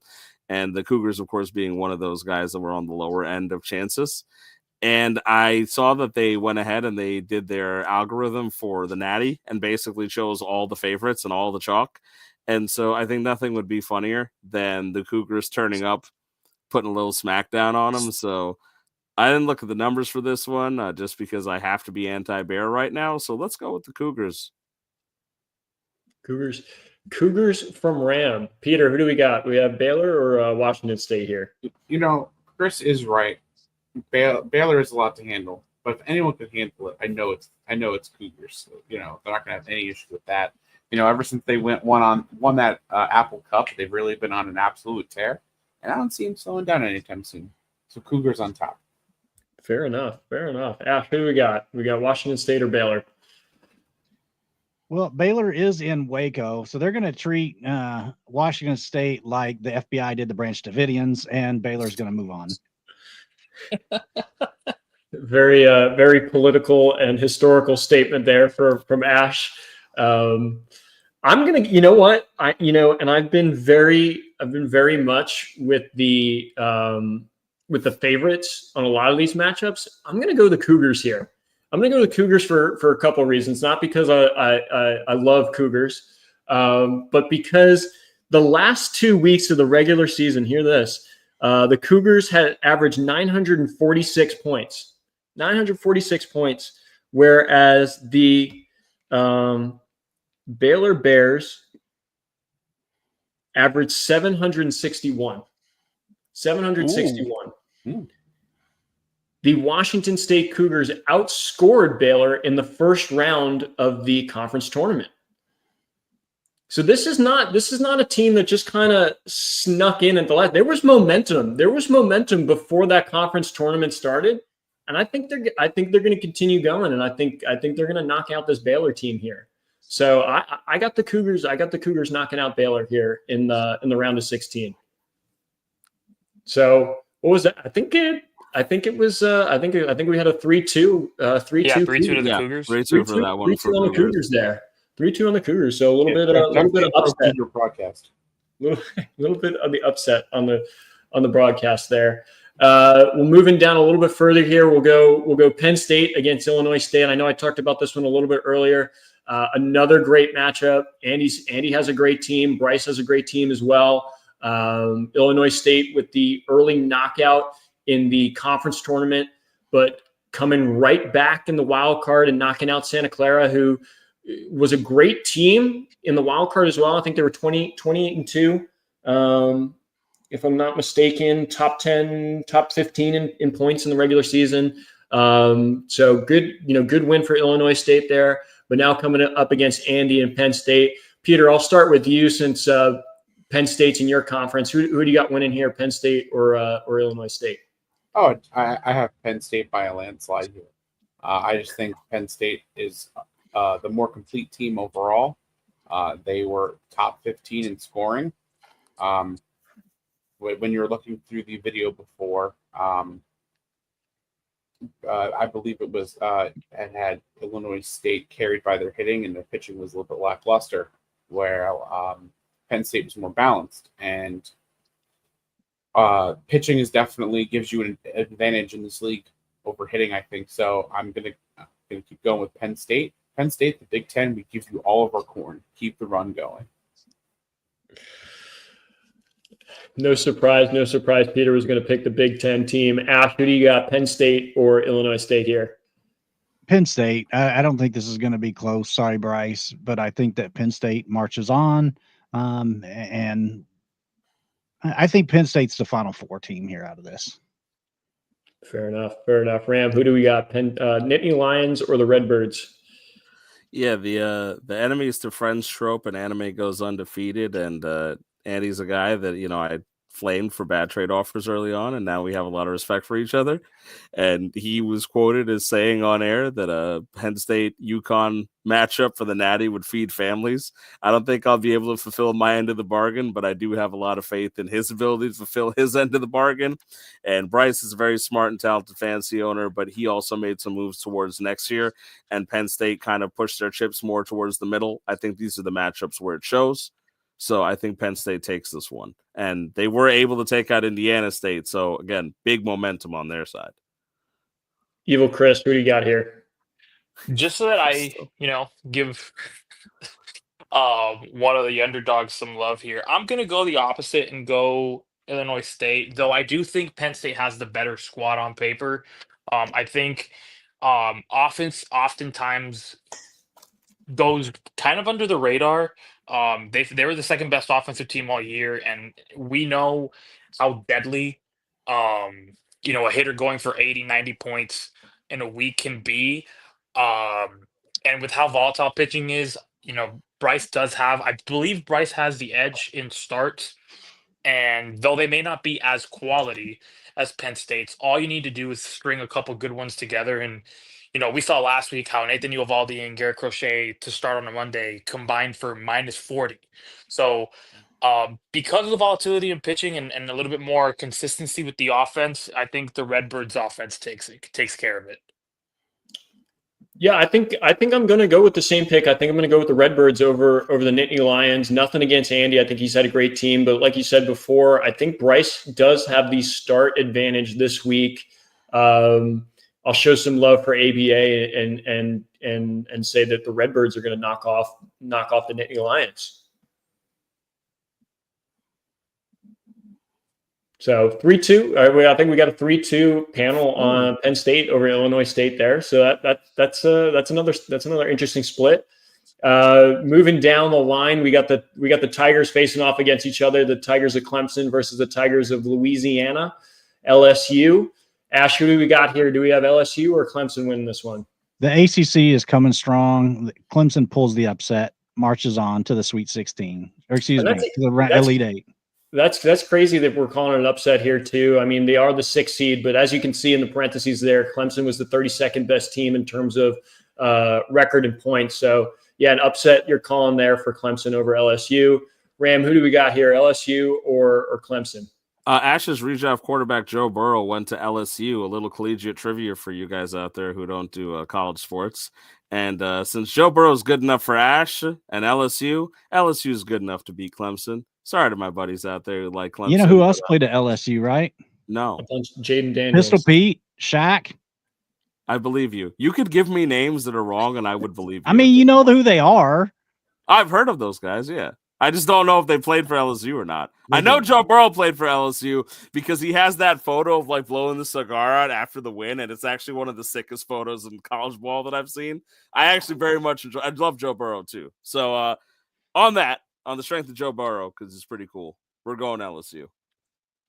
All right, LSU for Ram, Clemson for Ash. Peter, who are you taking, Clemson or LSU? I can't believe you're talking about famous LSU alumni and you're not even going to shout out Livy Dunn. Big fan of Livy Dunn. Big fan of LSU. What sport does she play? Gymnastics. That's fair. And her boyfriend, who also went to LSU, Paul Skeens. You might have heard of him. I've heard of her boyfriend. Yeah. Who's Paul? I've only heard of Livy Dunn. I've never heard of Paul Skeens. You mean the pitcher that isn't even better than the miso soup? He sounds like a cool dude though. He sounds like a cool dude. Chris, are you taking the Tigers or are you taking the Tigers here? I think I'm taking the Tigers here, Luke. Thank you for asking. No, I think it's LSU, and I don't necessarily think it's close. LSU's team is absurd on paper, and I feel like they'll be able to.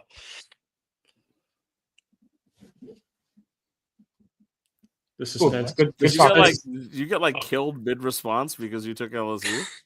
Should I be? I think he got in trouble again. No. Hey, we keep those in private. All right, so you're taking LSU. I'm also taking LSU. I think just like Bryce and the Redbirds, I think LSU has an axe to grind here after getting knocked out in their conference tournament. And just plainly, I think they're a better team than Clemson. I think LSU is fifth in points in the regular season. So I don't think it's going to be close. I don't think it's going to be close here, and I think LSU is going to pull off the win here. We'll slide back over to the other side and get this last region over here. We got University of California Golden Bears taking on the Yukon Furry Huskies. Peter, who do you got winning this one?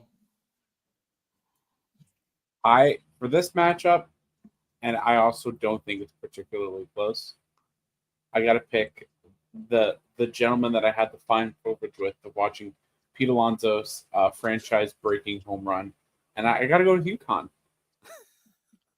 UConn from Peter. Ash, who do you got? Do you got the Furries or you got the Golden Bears? This one's going to end in a tie, and it's going to resort to the tiebreaker scenarios, and Cal will get the win. I'm pretty sure that the tiebreaker is just having a nice off. Like Ram and Chris just have to be nicer to each other until one of them just gives in, and then we get heel Ram. You Evil Chris, who do we got? You're picking good Chris, or you picking bootlicker Ram? So last night when I went to bed, I had a dream, and my dream, and as crazy as it sounds, right, is to match up with Ram in the final four because I feel like for content, right, that's the best case scenario is to get a very improbable on both ends final four matchup between Ram and myself. So, contrary to what, Chalk would say, I'm going to go with the Rams keeping not the Rhode Island Rams. Whoa, the Yukon Huskies. Sorry, with the Ram, keeping the momentum. As much as good Chris and I are very close. I'm going to pick the Huskies here. Hey, this one's definitely a tough one for me. I think good Chris and I go further back than Ram from the OG ABA days. But I gotta go Big East. Gotta go Big East. Gotta go UConn. I'm going to be a total homer here. UConn pulls off the win. And I'm hoping that Ram's final thoughts are putting some prayers out there, but I'll leave that to him because that's been working really well for him. So go Furries, go Huskies. Let's go Big East and get a good Elite Eight matchup there. And we're going to be left with our last matchup here. And there has been a lot of discussion in the Discord about this matchup. And there's been a lot of back and forth. There's been a lot of discussion from Delaware in previous matchups. And he has been kind enough to provide us with an official statement from the University of Delaware again. And I do want to point this out because I didn't point this out last time. This is not an official statement from the University of Delaware. This is the CBL version of the University of Delaware. And here's their official statement. Here is their official statement about their matchup against the University of Rhode Island. UDEL writes, the American Conference champion Blue Hens are excited to match up against, where are my notes? Sifting through my notes. Yes, the Rhode Island Rams. Hey, cool, little state matchup. Sorry, after the conference championship game, a 3-day bender, and a 2-day nap, we are a bit behind on preparation. Luckily, we found some guy named Connor who is still sort of scouting expert to fill us in on our opponent. We're still hungover, so forgive us from reading this part. URI, and just to clarify, not RIU for those who have been calling them RIU all season long. Undefeated, 6th in points, 52 projected starts. 52 projected starts this week, according to a proprietary algorithm. Visit www.blueballscouting.com for subscription options. Go Blue. Who is that guy? He's fired. The Fighting Blue Hens of Delaware don't need no stinking scouting report. We fight to the end no matter what. It appears this underdog story of the little hen that could take down the large mammals has another chapter going. Let's go, Delaware. Time to roast a sheep. Lamb shank for everyone. You may not be an island, but you are going to lose this week, Rhode Island. What a statement. What a statement from our friend at the University of Delaware from the American Conference where Chris, it means the most or it means more? I always forget. No, it's neither. It just means most. It just means most. Gotcha. It just means most. And let's slide over to the conference where it just means moster, to the Big East, where the University of Rhode Island, URI, had a statement of their own. Yeah, and I'll knock this one out for us folks here. Again, also on behalf of the University of Rhode Island from CBL, and not from the actual University of Rhode Island to avoid any kind of copyright Is issue. sister in a word? What? Read it. It is because it didn't have a red squiggly under It didn't have a red. This is Rhode Island's statement. I will not be distracted by these petty, meaningless fights, and instead, I invite all of my brethren and sistren to unite in pursuit of the one true goal, defeating the evil empire that is DBU. So, as we can see, Rhode Island choosing to take the road of not even acknowledging Delaware and deciding to say that his heart and mind is fully set on what is just defeating DBU.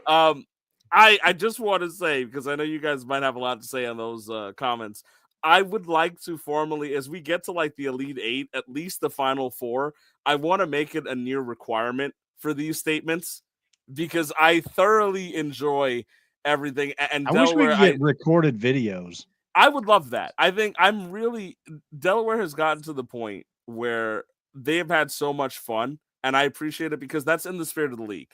Like these statements from Delaware are, in my opinion, very much in the spirit of the league and what I have hopes for the CBL becoming, and I thoroughly enjoy it. I also do appreciate that Rhode Island took the time to at least give a response since he won't call in. So I like that. But I'm very much in Rhode Island character, amused that he didn't even acknowledge his opponent for the week. It's something, right? It's got to be something. I love that Delaware is starting up this stuff. I love that they're having so much fun. Luke, I'm going to hand that back to you to order out if you want to say anything. But boy, wasn't that a fun read? No, that was great. And again, thank you to Udell for sending over the comments. The one against Chris was just phenomenal, and this was a great way to follow it up. And thank you to URI for providing that statement. I think it's interesting. I mean, and I'm curious on your guys' thoughts. While we're talking about the matchups. Is it important I think it's important to focus on your opponent right now and not look so far into the future against DBU because we've talked about it here. I mean, there's no guarantee that DBU is going to match up against you in the semis. I mean, you could easily be up against FAU, Alabama, or FIU in the semis. So, but I love that he's calling it a collective effort to take down DBU. Like we're all going to band together to take down DBU, which is amazing. So from a Yankees fan, by the way, calling anything the evil empire is rich. I do think it's very funny. Well, he would know. He has a lot of experience. But as I'm saying, Rhode Island is just struck for the undefeated Big 12 picks against DBU, Washington State. Guess we just keep winning. Mike, I want to remind you gave me a 0% chance to win the conference championship. You're never gonna live that down. You eliminated me before I had a chance. That's why they play the games, baby. At 0%, you gave me nothing. You said you get nothing, sir. Good day. And so, yes, I'll be rooting for the Cougars. I love Cougars. I love when the Cougars end up on top. And yes. I cannot legally root for Bears this week. So, yes, the disrespect is – I can't even send that. Yeah, that was that awesome. Was the equivalent of somebody going in and editing their algorithm after, like, oh no. What was it? Hold on. What was the website like 10 years ago? It was like cougarsmeet.com or something like that. You would know. You would know. Tell me more. Tell me more about it. Yeah, I know. I subscribe. Is that where you met your wife? Too soon. I'm muting you, Chris. You just eliminated a. All right, so we're down to 4 votes on the panel now. I'm fucking cracking up right now. We'll get him back for a vote. We'll let him out of the cage in the basement to give a vote in a moment. Holy shit! If we're sticking around, right. So Chris, we'll start with you, and then put you back on mute. Who do we got? Delaware, Rhode Island. I'm gonna be a homer, and I'm gonna take Udell because I need to get my lick back. Hopefully at some point. So that's the only way I can do that this year. But you can put me on mute so I can continue to laugh. All right, Ram, who do you got? Well, Chris, you're giving me conflicting feelings here because I'm looking at this bracket. I'm not that smart of a guy, but you told me you had a dream. Right, you Martin Luther King me and said I had a dream. That's the dream. And you had a dream. Put him back on mute. I'm talking. So I was under the impression that you said that you were hoping and you had a dream about a Final Four matchup where UConn and Florida International get to face each other. But to do that, Florida International Panthers advance on the top, and UConn and Delaware on the same side of the bracket at the bottom. So there's no way that you can face both of us in the same tournament. Right now. But it's win-win, right? If you both make it out, I can potentially face one of you. So that's just the dream is to play UConn, but I Yeah, have to. I have to. for you to get your spread win my eggs back. around. For you to get your win back, it will be in the same round, So like you're sending conflicting I'm aware, but I feelings got out to there. spread my eggs around. Well, Right? I I don't can't think all that's just be right. on your. I just don't think that's right. Just mute me. Just mute me. I I'm don't. done. Yeah, Let's good. just get I through don't this think show. that's right. I don't think you should be spreading. It's not. Don't be spreading anything out there. It's just not. It's not befitting of you right now. I have enough kids. But you have enough kids. Exactly. That's Do what I you? mean. Okay. Peter, who do you think is going to win this match? Let me answer because it was on me. I am taking Rhode Island here, by the way, because I do think I very much talk about the fact that they lost in the final to me. It's not like they got knocked out early. Like in the conference, they were kind of chugging along the whole way, and they had a pretty resilient win last week against UCLA. There were some moments where it looked like they might have lost, but their pitching kind of brought it together. And the only reason that matchup was so close is because they were getting some really rough matchups in the beginning of the week. I remember facing the conference championship, and I'm like, oh my God, does this guy's like star-studded pitching ever stop? It's incredibly annoying. And for me to think that that's going to happen 2 weeks in a row, I think that Rhode Island has, against all odds, went undefeated in the regular season. That's yes, we talked about a little bit of luck, but like that's a really strong team. And so for me, I think this is a team that goes very far. I do think they beat Delaware here. Peter, who do we got here? The Rams or the Blue Hens? I mean, this is a great matchup. Probably it might be the best. End up being the best matchup of this round. In the conference finals, Rhode Island they really put up a strong fight there with UConn, but they lost to a team that had a 0% chance to win. So like, what kind of team is that? And everybody knows. If there's one thing you know about this conference, the league, is that it just means the mostest in. It means the mostest in the Big East. That's right. Thanks, Luke. No, it means more in the Big East. It means mostest in the American. So give me Delaware. No, it doesn't. What are you talking about? That's not how it works. It means mostest. What? No, we're the ones. We're the ones that are mostest. Yeah, we can't grammar over here in the Big East. Okay, it means mostest to us. That means our commissioner can't even spell FR, and you're expecting us to know grammar. Come on, we're keeping to the bit here. All right, it means mostest over here. We sacrifice our grammar skills with fantasy baseball skills, and when I mean we, I mean everyone else in the conference except for me. That's the only reason that the Huskies won. They can't read. Nobody told us. I told you this already weeks ago. That's why they won. They can't read. We are not a grammatical conference. All right. This is just we show up and do things and probably get drunk. That's about as what we can provide. Very fun entertainment over here. Speaking of fun and entertainment, we'll close it out with Ash. Who do we got here? We got URI or UDEL? I was conflicted on this one, but Delaware convinced me in one sentence. How the hell is Rhode Island, Rhode Island? It's not a fucking island. How did they get admitted to the union? Like, how did they become part of this country? How are they one of the 50 states? It's not a fucking island. No wonder nobody knows geography anymore. Rhode Island is not an island. They should not exist. They should be part of Canada or something. I can't believe we've got to get rid of this state and its university. They cannot be in our tournament anymore. I mean, this is just pissing me off. This is worse than Trent Grisham being retained through the offseason. I mean, can we get this team out of here? They are no longer permitted to score points. Delaware is moving on, and they will face the UConn Huskies in the Elite Eight. I think that is the greatest moment in CBL podcast history. I think that was the boldest statement we've ever seen from Ash. And I also want to point out that I think at least 4 of us on the podcast know geography. I can't speak for one of us, but very bold statement from Ash. I think we had a 3-2 because you all know I'm picking Rhode Island. I love Rhode Island. I love everything that he's doing. And I think he keeps pushing on here. So we got a 3-2 split on URI and UDEL. Luke, I don't know if that was a prediction from Ash as much as him telling you that he's going to use his commissioner powers and make it so he Well, can't go the to problem Dixie. is Rhode Island and I had Rhode Island wanted to match up with me to take UConn because he was so favored to win, and then he lost, so he got stuck with Rhode Island. And I do very much agree that losing and being stuck with Rhode Island seems like it's a logical punishment.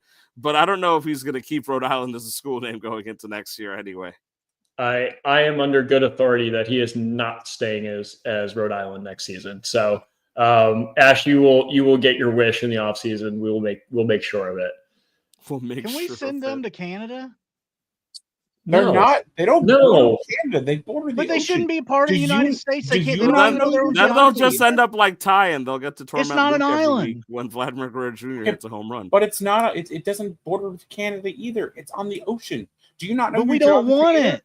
I think they should probably be absorbed by Massachusetts. Yes. If I'm gonna make an argument here, I think Okay. if anything, they should be absorbed by Massachusetts and not be a part of Canada. I think what we should do is get all the people that like Tom Brady and kind of like lock them in Rhode Island and just give it to Boston as a territory. And then that way Boston can become inhabitable again.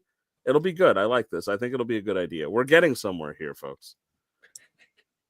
We're changing the world one podcast at a time. How were they allowed to name their state Rhode Island?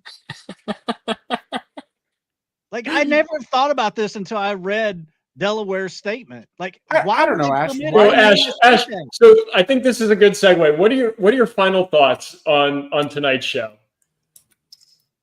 Man, we went off the rails tonight. I've had so much fun here. You know, speaking of Chris, how is something both Florida and international at the same time? Isn't that kind of like a conundrum? I mean, have So- you ever met Pitbull? A little fun fact: this school, FIU, at least South Florida wise, is the most diverse university, or at least state school, in the country in terms of nationality. So that's where the name came from. Originally, they didn't have a name, and they adopted it based off of. They didn't have a name. So it wasn't. It was kind of just. I So go FIU is a nowhere. new school. It's about. I think it's like 55, 60 years old, something like that. And they didn't originally have a name when they were in that planification and that planning of establishing themselves as a state school. So based on the melting pot that is South Florida with all the different cultures that reside here, it ended up becoming FIU. That and the fact that there's 86 Florida schools, so a lot of the names are taken, like USF. There we go. Fair enough. It's interesting. I like that. I think that makes you more likable, which was very difficult, but it did the work. That's really hard. I like that. Yeah, that's pretty impressive, actually. Mike, by the way, responding to Ash saying its original colony name was an island and then something else. So...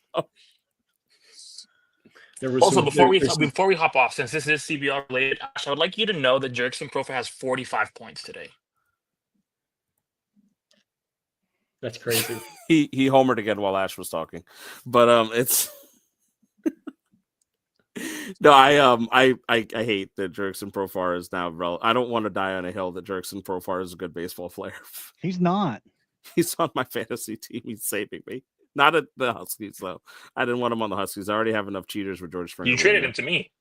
I know, because I had enough cheaters with George Springer. That's enough for me. Like one cheater per team is like, George Springer is my Eddie Guerrero, and I'm good with that. That's all I need, really. He's a face. But so we don't go too off. Ash you were being asked for your final thoughts here by Luke. What do you have to tell the CBL after we were gone for we're going to hit 3 hours here in a moment. No, it's been a fun show, even though it was kind of crazy at times. But thanks, guys, for doing this. Thanks, Luke, for everything you do with the extra content, like the spreadsheets and all the shit you do. Thank you, everybody, for playing in the league. It's been a lot of fun for me. Hopefully, we wrap this up, with a fun finish to the end of the year, and we can, make the changes that we need to make, and then have another good season next year. I just want everybody to know that I'm appreciative for them having joined the league and for watching the show for 3 hours. Peter, what do you got for us? Well, my final thought is it isn't as much of a final thought as it is a bone to pick. Evil Chris, I have a big bone to pick with you. When do you not? This might be your biggest transgression yet. your team is FIU, correct? Yes. Okay.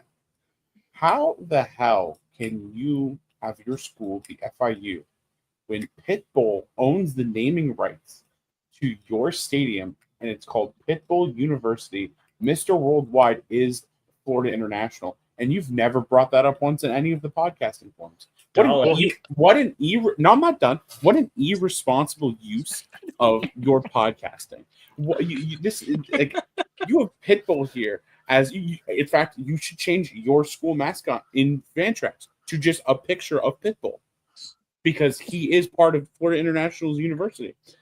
So I just think you need to do better. Like you're a father, you're a husband, do better. Wow. Is any of that factual, by the way? Yes, So, okay. It is. Pitbull owns What? the naming rights to the football stadium Yes. as of 2 years ago. Actually, this Yeah. is the second. It'll be the second season this fall. So are they going to Um, become like Florida Worldwide then? No, like, there's Florida International, Mr. Worldwide. But like, are they going to become worldwide? Is this They like already a- are. I They're feel like Chris international. did bring this up at some point, though. I mentioned this when we started as to like, Oh my god! How- It's literally called Pitbull Stadium. That's yeah, it hilarious. is literally it the The graduations Rams thought he was are- lying. No, it's real. It's real, and it's I funny talk to because- these guys every day. Of course, I assume he's lying. Luke's funny. Luke lies more than he tells the truth too. So like between That's the not two of them, I true. don't know how That's to. There you totally go. not There's true. another lie. That was a good so- one. Totally not true, Chris. Peter, that was. I think that rant against Chris was better than your one against Mad Dog last week. Or was it I Mad? agree. Honestly, that felt rehearsed, and I know it wasn't. So kudos to you, Peter. That was really good. Thank Well, you. we're getting tired, Peter. So we're getting the best content out of him right now. Chris, Yeah. I'll give Evil Chris. I guess you've been off mute, but I'll give you the opportunity. Say some last words. Hopefully, there's something nice about me, but I can't guarantee that. It's funny you say that. I was going to give you your props because at the end of the day, like to those who don't know a lot of the behind the scenes stuff, Luke's been working day in, day out and night, to get all of this content for us ready. And this is his time to shine, right? Like we've seen Luke kind of take the reins here and hosting the CBL show. And as you can see him getting a little bit red there, he puts in a lot of effort and I'm glad that it's being showcased. That being said, I'm just happy I was able to hop on. It was a very hot 2 hours here in South Florida with no power, but I'm happy to get on and always talk shit with you guys. So yeah, and best of luck to the Huskies and the rest of the Sweet 16 teams except for Alabama since they're my opponent. No, that's awesome, and I'm excited to start transitioning from CBL to D&D and devoting my time towards that content instead of CBL. But I have enjoyed the last couple months in putting together all this CBL content. Tish, what do you got for us? So good. Chris asked me to not be nice, and so I had to think about this one. I was sitting there and trying to wonder what to do here, and so this is a guy who is, he lost his conference championship and gave it up. So all right, he's got some stuff on his shoulders to deal with. I looked at my roster and I thought about it, and I realized something. The most vocal opponent of me trading for David Peterson because I shipped off Logan Webb was Chris. And the beautiful thing about this week, if magic is going to happen, is it's a 2-start week for David Peterson. And so this is literally live or die by David Peterson week against Chris. And honestly, if we go down fighting that way, you couldn't ask for it any other way. A 2-start week from David Peterson against the man who says he shouldn't be alive. Chris went out there and said some pretty heinous things about David Peterson and said he's a terrible person, that, he's not exactly a great pitcher. Horrible, horrible things, he said. Terrible things. And I honestly think it's a lot of fun, just legitimately, that of all the times I have a 2-start week, it's against Cal here in this tournament. I've had a lot of fun with this league. I've come to appreciate all of you more because of it. And that's, I think, been the real round of 16 is the friends I've made along the way. Obviously, I've come to really appreciate you guys. But win or lose, this is going to be a fun week for me. I got my conference championship in bag, so I can always torment Chris for the rest of my life. And that's great. That's really important. I would love to move on and give Rhode Island a chance to get his win back, because that's the one thing he really wants, is to shut me up. So we'll see. I will have to review as to whether or not I did make some kind of egregious claim about taking off my shirt, because if I did say that after a win against Cal, if I'm able to manage that, it seems like the shirt's going to have to come off. So we'll see what happens. But no prayers this week. If anything, if you've got any sacrifices to the devil, though, I'll take them, because Chris is the good guy. I think he's got the prayers covered. I think people like him. So I'm going to have to go an alternate route this week, and I'm probably going to need some real fucked up things for it to happen and for it to work out. So let's see what happens. All in all, I'm always happy to be here, guys. It's so much fun doing the content with all of you. Thank you all for what you do, being my friends and having this league put together. And I will absolutely make statements official next week. So I'm going to have to go around and ask you guys for statements if you win. I will give one myself if so, and we'll have a little fun with it. Yeah, looking forward to that. Looking forward to all the matchups this week. Thank you, Ram. And I just want to say I'm celebrating my 9-year anniversary of being an ordained minister. I just found that out just before the show. So if you do need any blessings, please feel free to reach out. I'm more than willing to hand them out. Thank you all for chatting with me, CBL. I know we did over 2 hours. It's been a lot of fun. We went off the rails and had a whole bunch of laughs. I love hanging out with you guys, and appreciate you all. We'll close it out. From Ash, Peter, Ram, and Evil Chris. Thank you all for watching, and we'll catch you all next week. Good luck to all 16 teams in the Natty. Good luck to the 4 teams left in the NIT. Best of luck to y'all, and we'll catch up with you all next week.